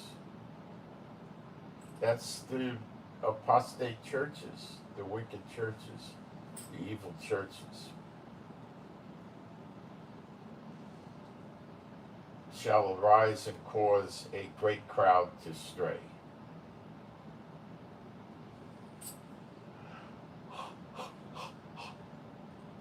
I like cause multitudes to wander off into errors. Yeah. See this all the time. The rapture is a big one. Not knowing anything about him appearing in the clouds, separate from him returning to earth, is another one. I mean, I could go on all day. There's a million of them. And because lawlessness - rebellion shall multiply, deluge, and because of these swelling overflow of wickedness, the love of many will grow totally cold or chilled. Well, we've been seeing that for decades, but it's there. But he who holds to the boundary end, let's read deluge. But the man who endures firm until the extreme finish time, he will be safely delivered. You got to hold on to the faith. You don't give in and do, what the masses do. Because broad and wide is the road to destruction, and many find it.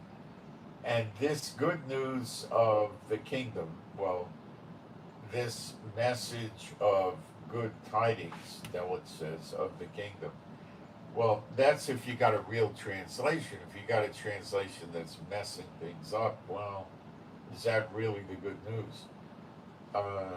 Shall be shouted or proclaimed in the whole habitation land for a witness or evidence to all the nations, and then the end or the boundary edge shall step in.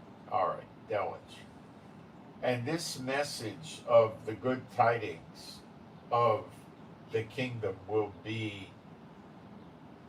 announced throughout the layout of the world for a testimony to all the nations, and then the finish time will arrive. See, that's not yet happened.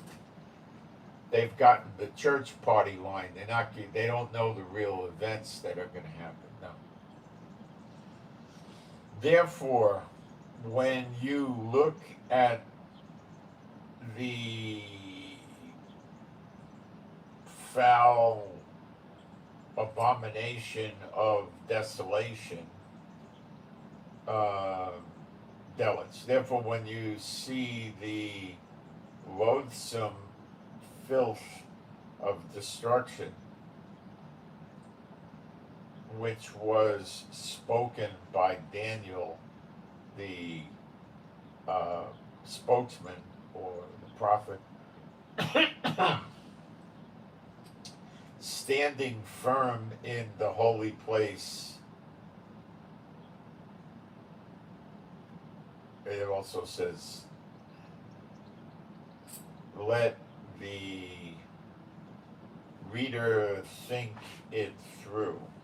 Salkinson to finish, which was, okay, the abomination of desolation, which was, but that means that it's driving the glory of God of Israel out of the temple. Sacrifices and offerings are stopping. If you want to read about this in detail, read Ezekiel chapter 8 to 11. The church never teaches that, and they should, because it's exactly what this is talking about. Ezekiel 8 to 11. And of course, that's unfulfilled. It never happened before. Still yet to occur. Which was spoken of through Daniel, the spokesman, the prophet, standing firm in the set apart spot. The abomination is actually called the image of jealousy in the King James in Ezekiel 8 and 9, and it's in the gate between the inner courtyard and the outer courtyard on the north side. And there is no such gate between the inner and outer courtyard on the north side in any of the previous temples. So it's for the next temple, so thus unfulfilled. They never teach you that, which is a shame. The they is the ones with the buildings and the meetings on Sunday from 9 to 11 in the morning, those things. Then let those who are in Yehuda, in Judah, there's no J in the Hebrew alphabet, take flight into the hills or flee to the mountain ridges. He who is upon the flat roof, let him not step down to carry away anything but anything out from his household. Yeshua tells us when they're leaving the daughter of Babylon, for instance, you're not going to go out by flight, you're just going to stroll out. So this is the 70 AD thing, It would have been before, it would have been around 67.5 era when the Romans started surrounding the temple, okay? And he who is in, it is surrounding Jerusalem, I should say. And he who is in the dry field,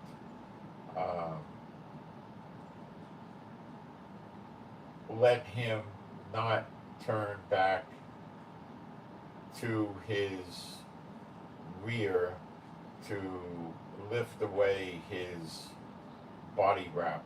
In other words, he's saying when this happens, you better get the heck out of there. And that's not Zechariah 12:10. There's nothing like that we read of. But woe to those with child, pregnant ones, belly pregnant. It says, it says belly pregnant ones. Salkinson is child - wombs.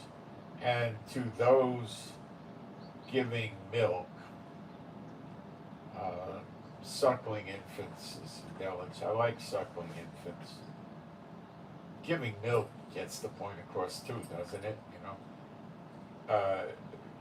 Those giving milk breasts in those physical days.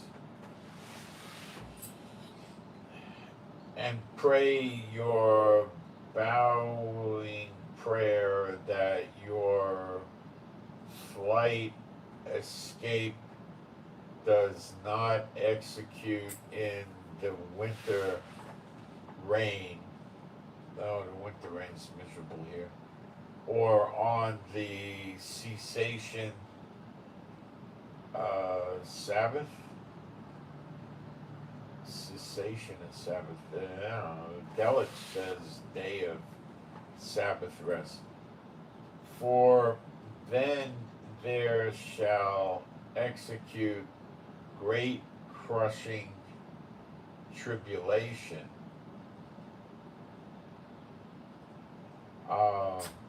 Delitzsch says there will be a giant distress, squeezing pressure, that would be pressure, the like of which has never been from the head start of the creation of the world until this hour, and will never match it again.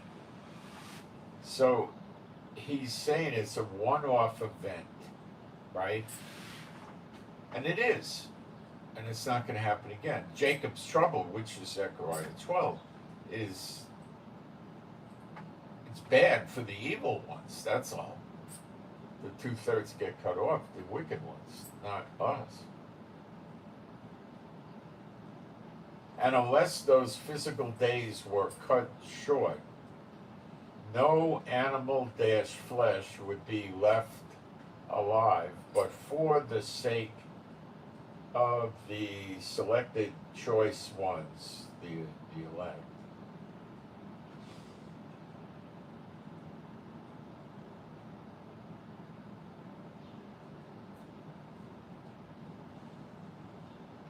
Those days shall be clipped short, or subtracted, so reduced. Then if any man says to you, look, here is the anointed one, the Mashiach,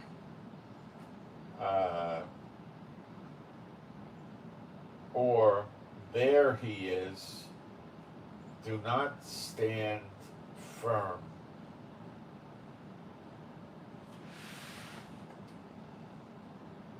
Do not stand firm in faith.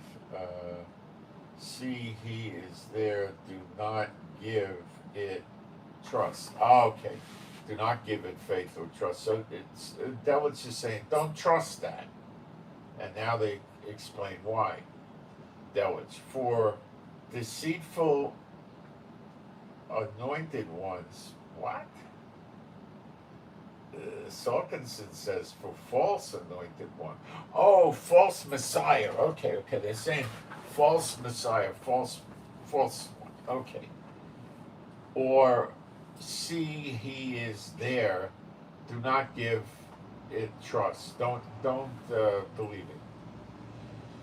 For deceitful anointed ones, which is a lie, they're not anointed by God, and deceitful spokesmen, prophets, will stand up and will perform great tokens, great signs, and heavy wonders to cause even the selected choice ones to go wandering off if they were able.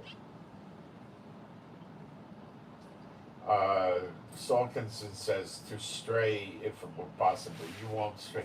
This is in the future. This is another era, not Zechariah 12, where they'll actually do miracles. That's when you got the beast and the false prophet and stuff. Okay, that's down the road, before the millennium. Okay, 25. Behold, I have announced it to you from the start. Okay, it says in Salkinson, look, I have told you beforehand to your faces. He's telling them. So, the people understand. Therefore, if they say to you, look, he is in the city, he is in the dry wasteland, the wilderness. See, he is in the wild desert. That's Delitzsch. Do not go out there. Or see, he is in the secret chambers. Do not believe it.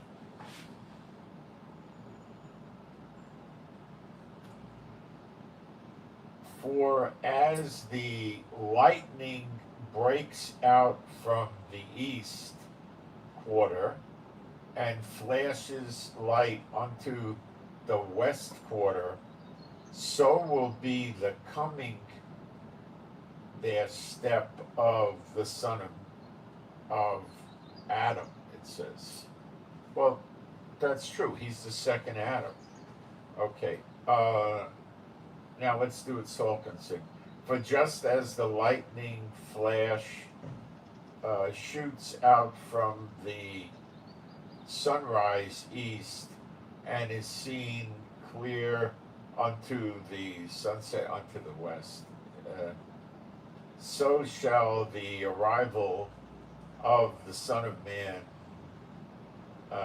execute. Okay. For wherever the physical corpse is, delich, for in the place where the dead carcass lies,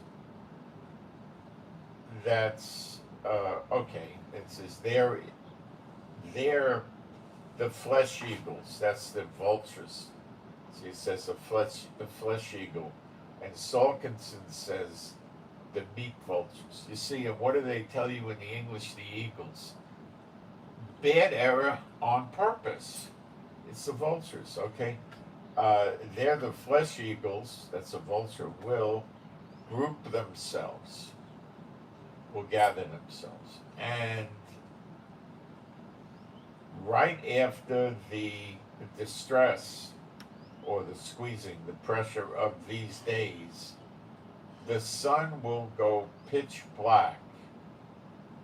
Okay, pitch black, we can understand that. And the moon will not flash her light beam, and the stars will drop from the skies, and the army hosts of the heaven will wave or shake.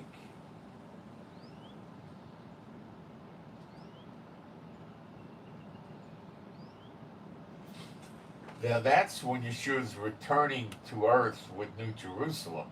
That's the end of the second 70. The first 70 begins with the moon turning to blood and the sun going dark. Nothing to say about the stars. You gotta study the book of Yoel or Joel chapter 2. You gotta understand the difference between that. Delich now verse 30. And then the token sign, the sign of the son of Adam. Delich says son of man. And then it says Salkinson says, and then the physical sign of the Son of Man shall be seen in the skies. And Delit says the token sign of the Son of Adam will appear in the heavens. And all the families of the land, and Salkinson says, and then all the clans of the earth. Now, Delich is much more accurate. Appear in the heavens, and the families of Mishpucha of the land, Haaretz, meaning Israel, will strike breasts in mourning. Salkinson says will mourn or wail. I like that better. And they shall look at the Son of Man arriving upon the wind clouds of the skies with giant power and weight glory. That's great. I mean, that translation is really nice. Families of the land will take breast milk. Okay. they will see the Son of Adam entering on the clouds of the heavens with heavy power and massive weight, glory. He's not riding on a horse with the clothing with blood, with the double-edged sword coming out of his mouth, and he's not coming with millions of angels on their horses. He doesn't actually sit down on the earth. He just appears in the clouds. That's Zechariah 12:10. Read it with John 6, verse 40. Read it with, what is it, 2 John 3:2, I believe? Or 1 John, or I think it's 2 John 3:2. Read it with Revelation 1:7. And he shall send out his wind messengers? Maybe he's trying to say spiritual messengers. Delit says sent his messengers with a horn of a loud blast, with a giant horizontal shouting blast of a horn. That's the ram's horn, the shofar. You're going to hear this coming from heaven, not from earth. Together his selected choice ones, or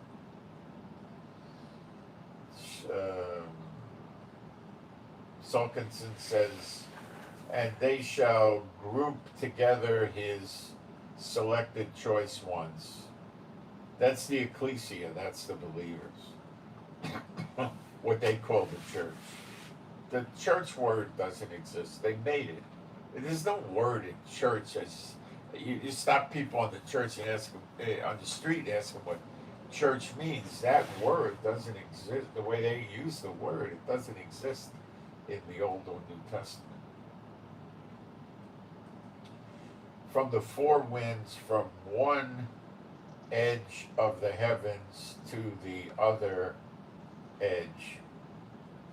So it says the blast of the horn, and he shall group together his selected choice ones.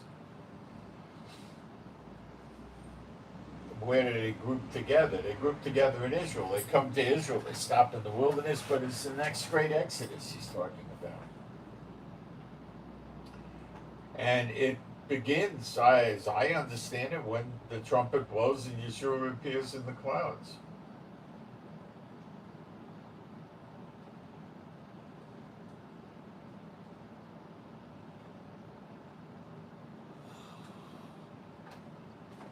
From one extreme end of the skies unto the other extreme end. He gets them from all over.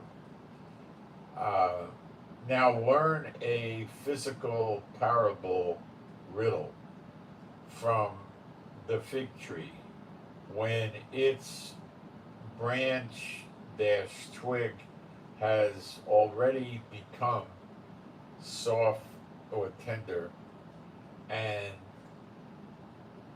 shoots out his leaf or buds, you physically know that the summer heat is near at hand. Even so, you also, when you look at all these things, physically know that he is near at hand, right at the opening doors. He's at the doors now, I believe. This event is, theoretically or allegorically speaking, at the doors, In firmness, truth, I say to you, this generation cycle shall not pass away until all these things are executed. In Delich, amen, I say to you, this generation line, this is our generation, this is us, will not cross over until it cross over into, you're dead, so to speak, right? Until all these things come to pass. Cross over, pass away. Right? The skies and the dry earth shall pass away, but my spoken matters, okay, that which is the heavens and the earth will drop away, but my words will not drop away. And concerning that day and that hour, no man, no human has knowledge, not even the messengers of heaven, but my Father by himself. Just Jehovah knows it. That's the day of vengeance, which is in between the redemption and the recompense period. They're not a year. There's shanat. It's a word that looks like a year, but it means it's like a prophetic period of time, and we don't know how long it is. And like the days of Noah, which is Noah in Hebrew is Noah. Noah is English, not Hebrew. Okay. So will be the coming step of the son of Adam. Solvenson says, and just as the physical days of Noah executed, so shall the arrival, the word bo is used, which is come, or arrival, of the Son of Man execute. Okay, so that's his appearing. It's not his return to earth. That's what the church is trying to make you think, because they're trying to blot out prophecy, like the whole second 70 to Zechariah 12 and all of that. They're trying to blot it out like it doesn't exist. Malachi 3 and 4 also. For just as in those days before the water deluge,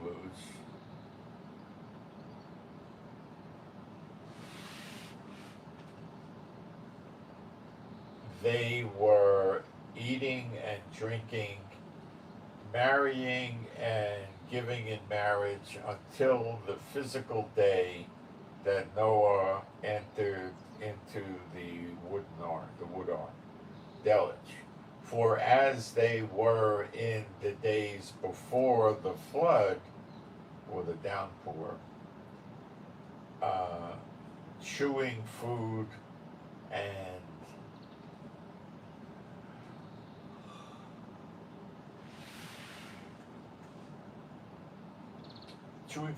drinking liquids,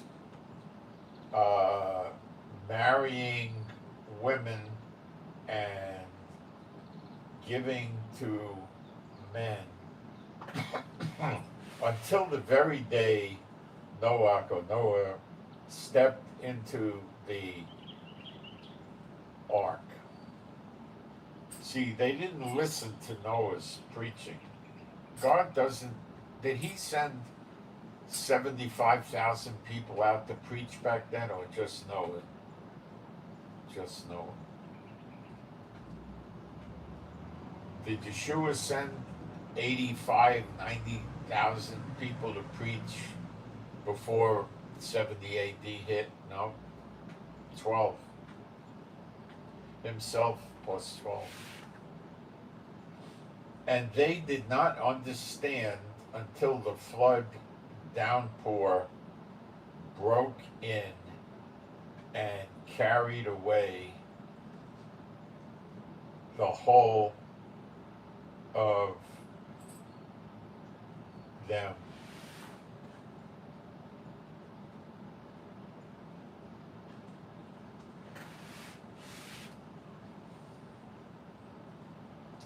So will be the coming the arrival or the coming of the son of Adam or the son of man. See, they're not going to believe he's going to appear in the clouds until he does. And then when you read Revelation 1:7, it's going to be for them, the unbelievers, hide me from him. And for us, it's Malachi 4. We like a baby calf jumping out of the stall. You'll be like young again. A child shall die at 100. How many kids do you know that make it to 100? My people's days shall be like that of a tree. Trees go 1,000 years, but they die. Everlasting life's not immortality. When you're in New Jerusalem, it says there's no death in New Jerusalem. You eat of the tree of life and you live forever. I suppose the water of life does it similar, is my guess anyway. But the tree of life, we're told, does back in Genesis. The Lord says, let's get Adam and Eve out of the garden before they eat of the tree of life and live forever and be like us, living forever. So,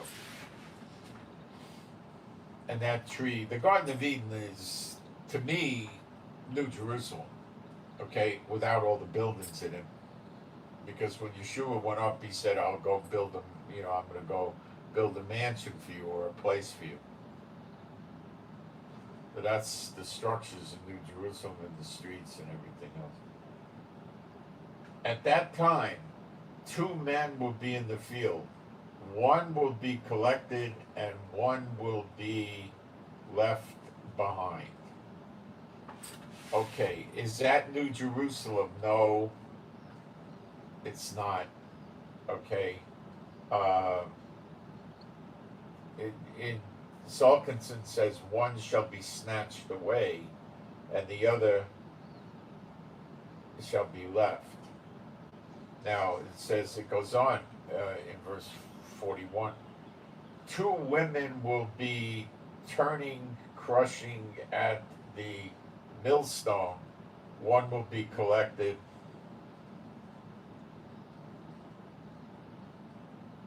and one will be left behind. These are your tares. The 2 people together in New Jerusalem, no, the ones collected are going to be bound and thrown into the pit for burning. That's the tares, the ones that look like believers that aren't. Okay? That's what this is. Matthew 13. Sleep not, but guard. And this wasn't really happening in 70 AD.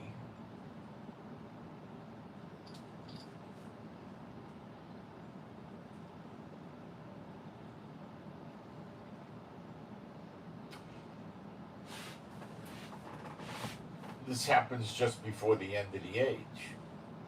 The evil ones aren't making it to the next stage, Sleep not, but, well, some will, but they'll be eliminated. Anyway, let's get on back to this 42. Not all the ones, but the false believers, I think the phony church people that are wolves in sheep's clothing, they're all gone. And the people in Israel that are behaving incorrectly, they're all gone. Not in the world, in Israel.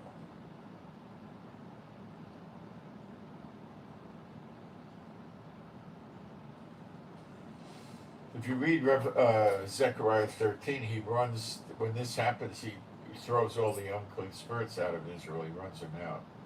Imagine living in Israel without unclean spirits. Sleep not, but guard, watch, because you do not know on what day your master will enter, will arrive. We don't know the day or the hour. But recognize this thing, that if the owner of the house had knowledge in which hour of the night the digger thief would come, he would keep guard and not permit his house to be broken into.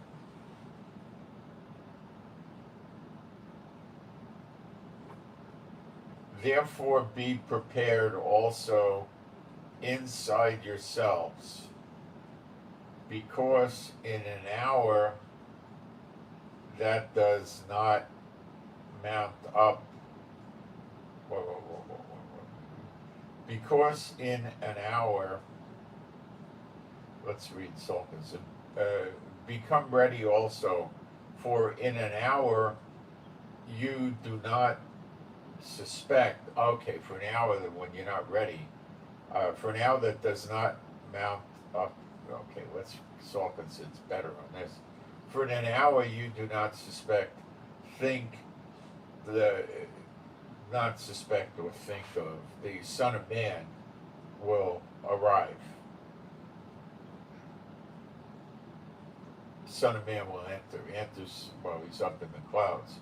Who then is the trustworthy and skill-wise servant whom his master set up over his household staff to give them their food portion in its proper season or time?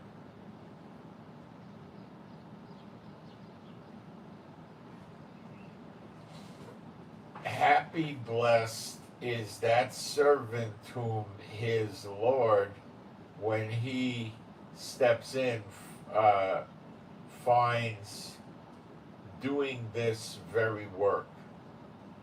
Amen, I say to you, he will set him over the whole of his wealth dash goods.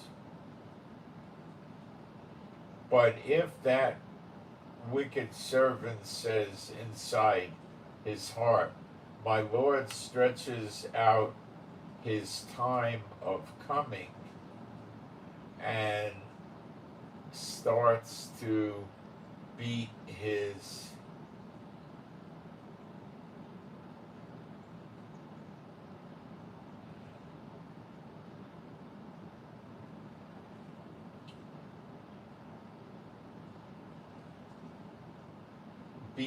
companion servants, fellow servants, and his chewing and drinking, eating and drinking, eating and drinking, is with the wine soakers, with the Sultans, it says the loaded drunkards. Yeah, the drunkards.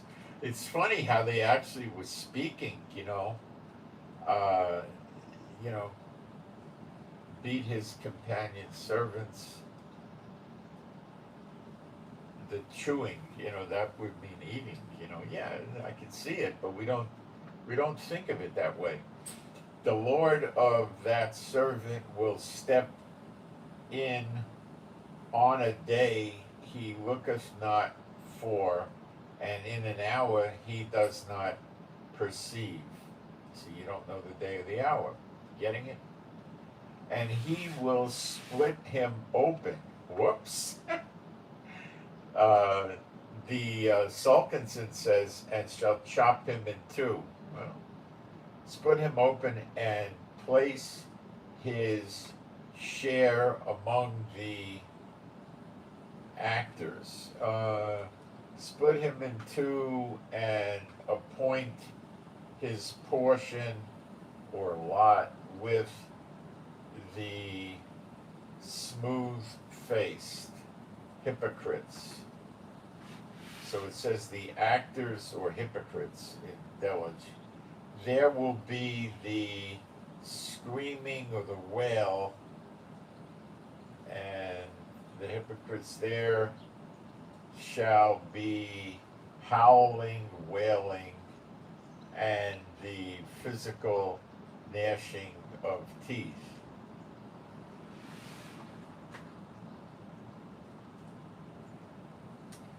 There will be the screaming wail and the grinding, crunching of teeth.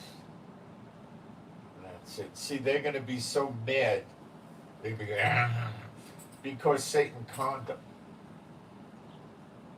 See, they think they're going to paradise and stuff like that, and they find out Satan conned them, then they're instantly going to understand that Satan was who we say he is, a two-bit punk, and they're going to realize he really is a two-bit punk. You know, a liar. Let's see what's going on in the life. I'm just going to do that one chapter today because that one chapter is like the size of two chapters, you know.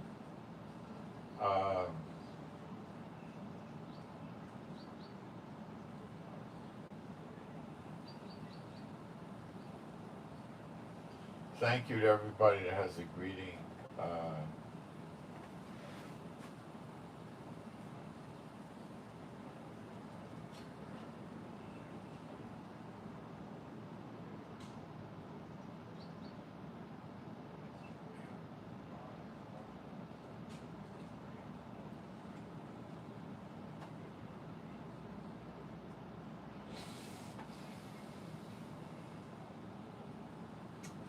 Somebody asked me how my wife is doing, and she's doing okay. She's recovering, and you know, some days are better than others, that kind of thing. She does a lot better with the cryo machine, but we don't have one that is worthwhile going to in Israel. If she goes to one, she's got to travel 2.5, 3 hours each way, and that's very difficult with the weather and all that. So.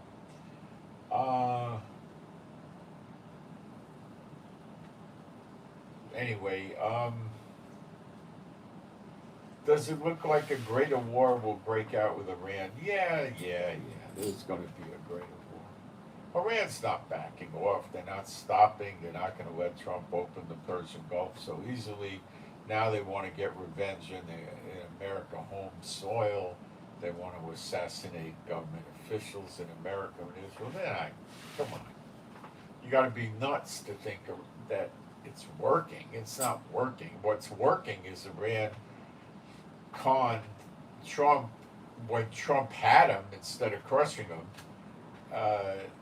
They conned Trump into giving them an opportunity to rebuild, and now they feel they've sufficiently fortified their missile cities that Trump can't get to them. And that's where they're at. So they don't care if Trump runs around blowing up airports and ports and people. They don't care. You're dealing with psychos, okay? They're psychotics, and that's it, you know? You can call them religious, but they're lunatics. All right.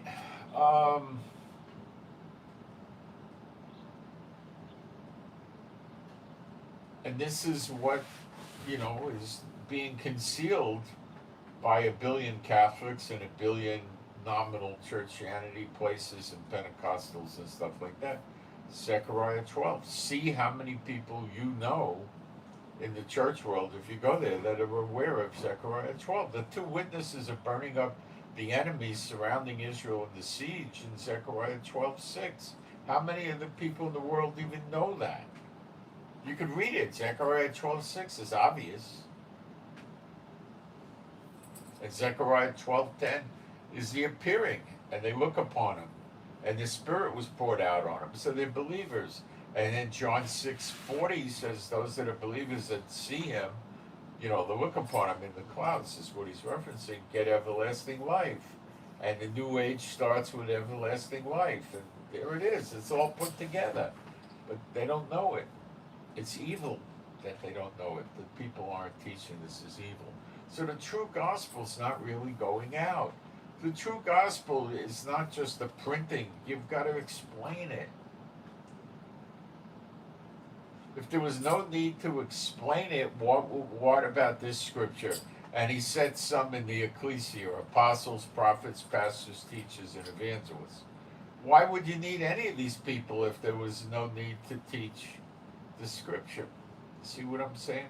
So to spread the good news, you've got to explain the scriptures in reality, not in nonsense. Okay?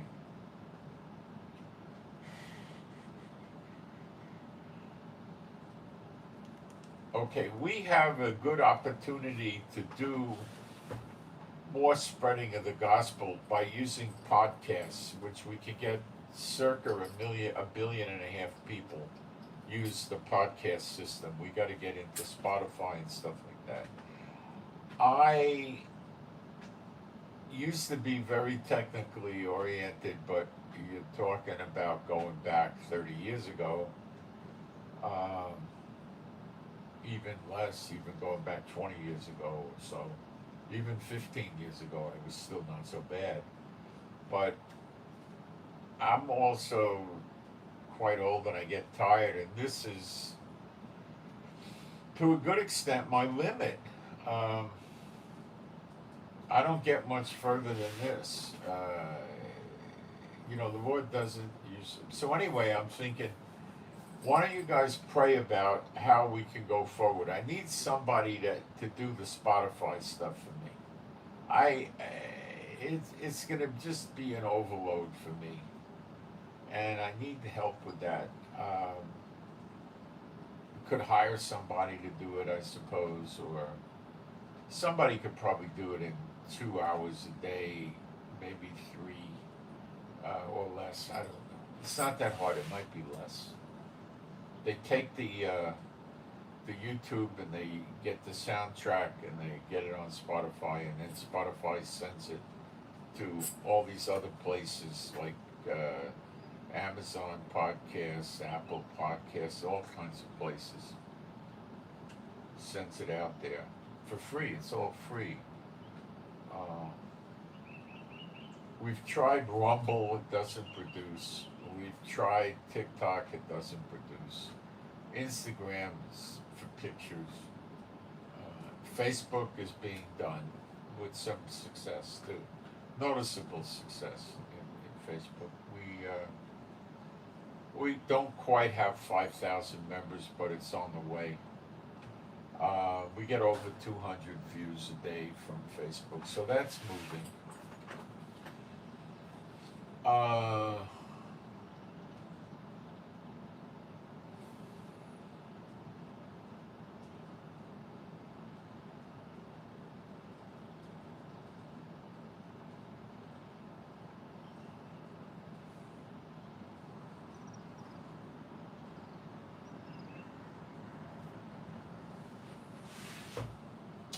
So I don't know what to do. If I got volunteers, which I don't have, that would help. We could get that moving. But I can't, a volunteer that I have to teach it to isn't going to work because nobody taught it to me.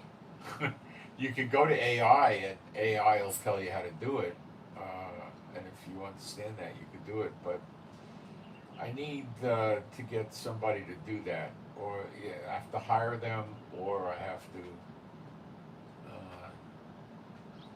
They have to get volunteers. So think about that. Pray about that. Maybe we could raise money where I can hire somebody in Israel to do it. But we got to be thinking about spreading the gospel. And I'm sitting here saying, no, you guys can't do it because I have to hire 8 or 10 or 12 people to do that, and that's above your economic level, and that's to make an actual Bible translation. That getting Spotify is not anything that's above our reach or our ability to attain. Okay, I just don't think I could do a good job doing it in addition to what I already do. I don't think I don't know. I'd like to say, this is, the Lord doesn't have me. A few times I would try to start working on another Bible study in the afternoon, and maybe at most 4 or 5 times over the years did he ever actually work with me to put together another Bible study. I do the Telegram, but that's pretty minimal. That's about it. So I don't. The options are we can maybe somebody will volunteer to do it, or we can maybe find somebody, and I could raise money to hire them. It's just a part-time job. I would think 2 hours a day would do it. I suppose I could probably find somebody. I don't know. I could try. So pray about what we can do. That'll help us spread the gospel around the world. The other thing that needs to be done, which might take another 2 hours a day, is have somebody go into YouTube and learn the YouTube system and redo the video in another language. Open up your own account and redo the video in another language and post it, and do the description in another language. AI can translate that for you in a minute. And use the same description box but put it into that language. And if we have people doing it in, even 3 or 4 languages, I mean, think about it. Spanish, right? That's a massive number of people. Arabic, we could try Chinese, one of the dialects, and we could try one of the dialects in India, and reach billions of people this way. But we're not doing anything. We're all sitting back. Well, I'm doing something, but we can't just sit back and say, okay, we know the real gospel has to travel. And I'm doing the real gospel, and we need to start getting serious about promoting, about getting this done. Who else is going to do it? Jimmy Swaggart or Kenneth Copeland? Or, come on. The Baptists, who's going to do it? They're not going to do it. We already spread the gospel. Yeah, they spread the other gospel. They don't spread the true gospel. So, we need to think about that, okay? All right.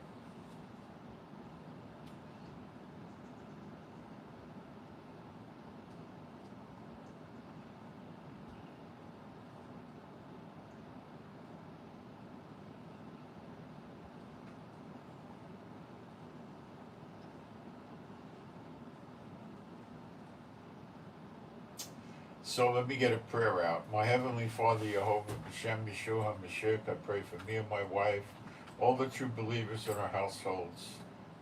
And I pray we would have your peace, safety, protection, joy, calm, rest, your shalom, peace. We would have strength, stamina, and endurance. Your healing and recuperative power would flow through us and for ourselves and our animals and pets. We would be safe and secure and happy, healthy and whole. And I pray we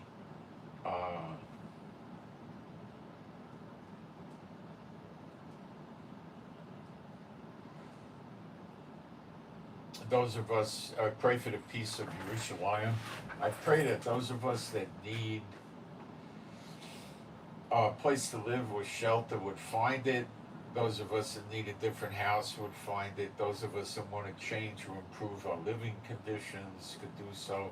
A lot of people have problems with different things, neighbors or whatever problems, landlords or whatever. And I pray those of us that need work find good work.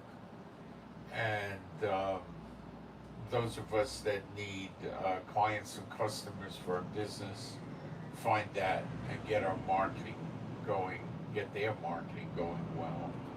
And I pray that we would all understand the scriptures better, and I pray that I could do better videos and better translations and help the people more. B'Shem Yeshua HaMashiach. Now we'll switch to spiritual warfare, be a little different group here. My Heavenly Father Yehovah, I come to you, B'Shem Yeshua HaMashiach, regarding me and my wife, all the true believers in our households and families. If anyone in this group of people has an unclean spirit, the unclean spirit is loosed out of this person immediately, shall never return again, B'Shem Yeshua HaMashiach. And feel free to agree with all of these things I'm doing, okay? And if any of these people from this group of people I just listed has any evil witchcraft or sorcery or spells or enchantments targeting them, it it is immediately cast null and void, never to return again in its exact or even similar form for all time. B'Shem Yeshua HaMashiach. So, guys, maybe it's our time to push this forward and start. I'm just doing English, okay? So, what do I get with English? Okay, I get Canada, United States, Australia, occasionally New Zealand, UK,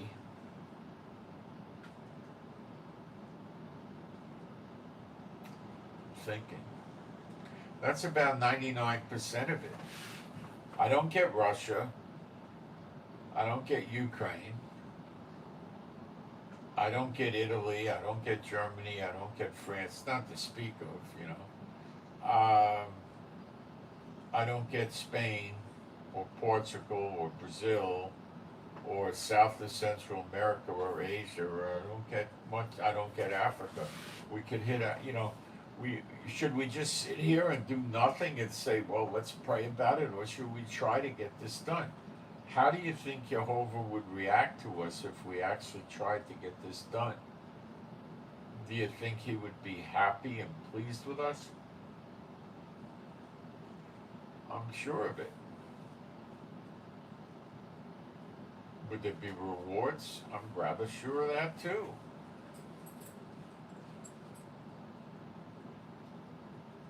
It's like a condition for end times. And again, if we don't do it, who's going to do it?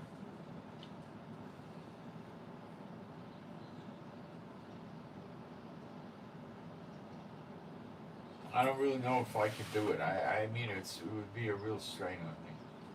And I know there's people helping me now, and they're doing stuff now, and I don't particularly think they should go and add on to their task. They have jobs, they have responsibilities, They need somebody that, has the time. Nobody does everything. You do something, that's fine. You're participating, you're doing your job. I need extra people to come in and do this thing. And several people have asked me to do it, but they don't know how to do it, and I've never done it before either. So I need people that are better versed in using the internet than I am. Remember, YouTube has 2.6 billion people, which is huge. Okay, billion, not million.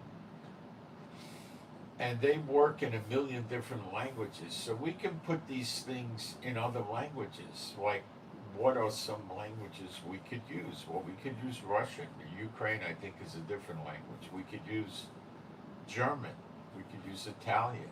We could use, Norway language, Norwegian, Swedish, Finnish. We could use French, Portuguese, Spanish, Cantonese, Mandarin, Japanese, Taiwanese, Thai talk, Philippine talk, Tagalog. We could use Telugu and maybe one or two other dialects from India. And we could just put these YouTubes in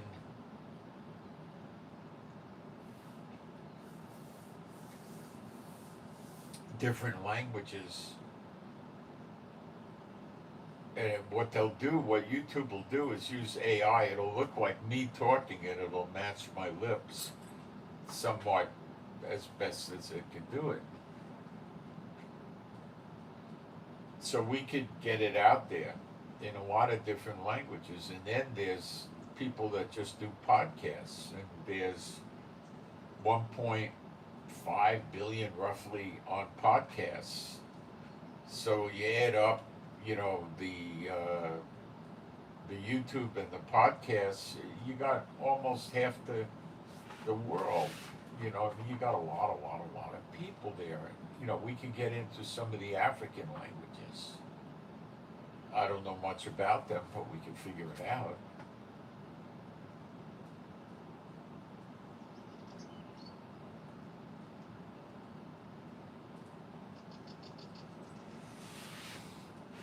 So you ask yourself, go to the Lord and ask the Lord if there's anything you could do about this. If he thinks that there's something you could do, ask him. Go to the Lord.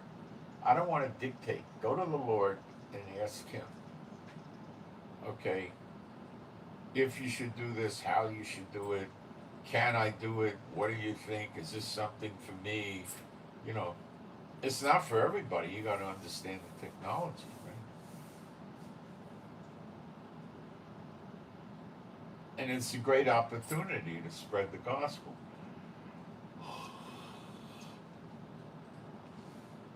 And then we're going to be teaching people spiritual warfare. I'll teach spiritual warfare all over again, which I do a lot anyway. And we'll get them cranked off in spiritual warfare.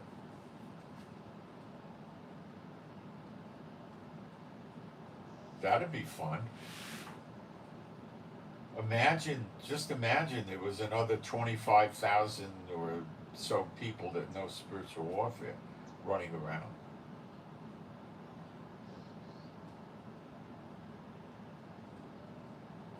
What if there was just another 300? That would make a big difference. All right, I'm out, guys. I send my shalom to all. Love Yeshua HaMashiach. And I'm out. Thanks.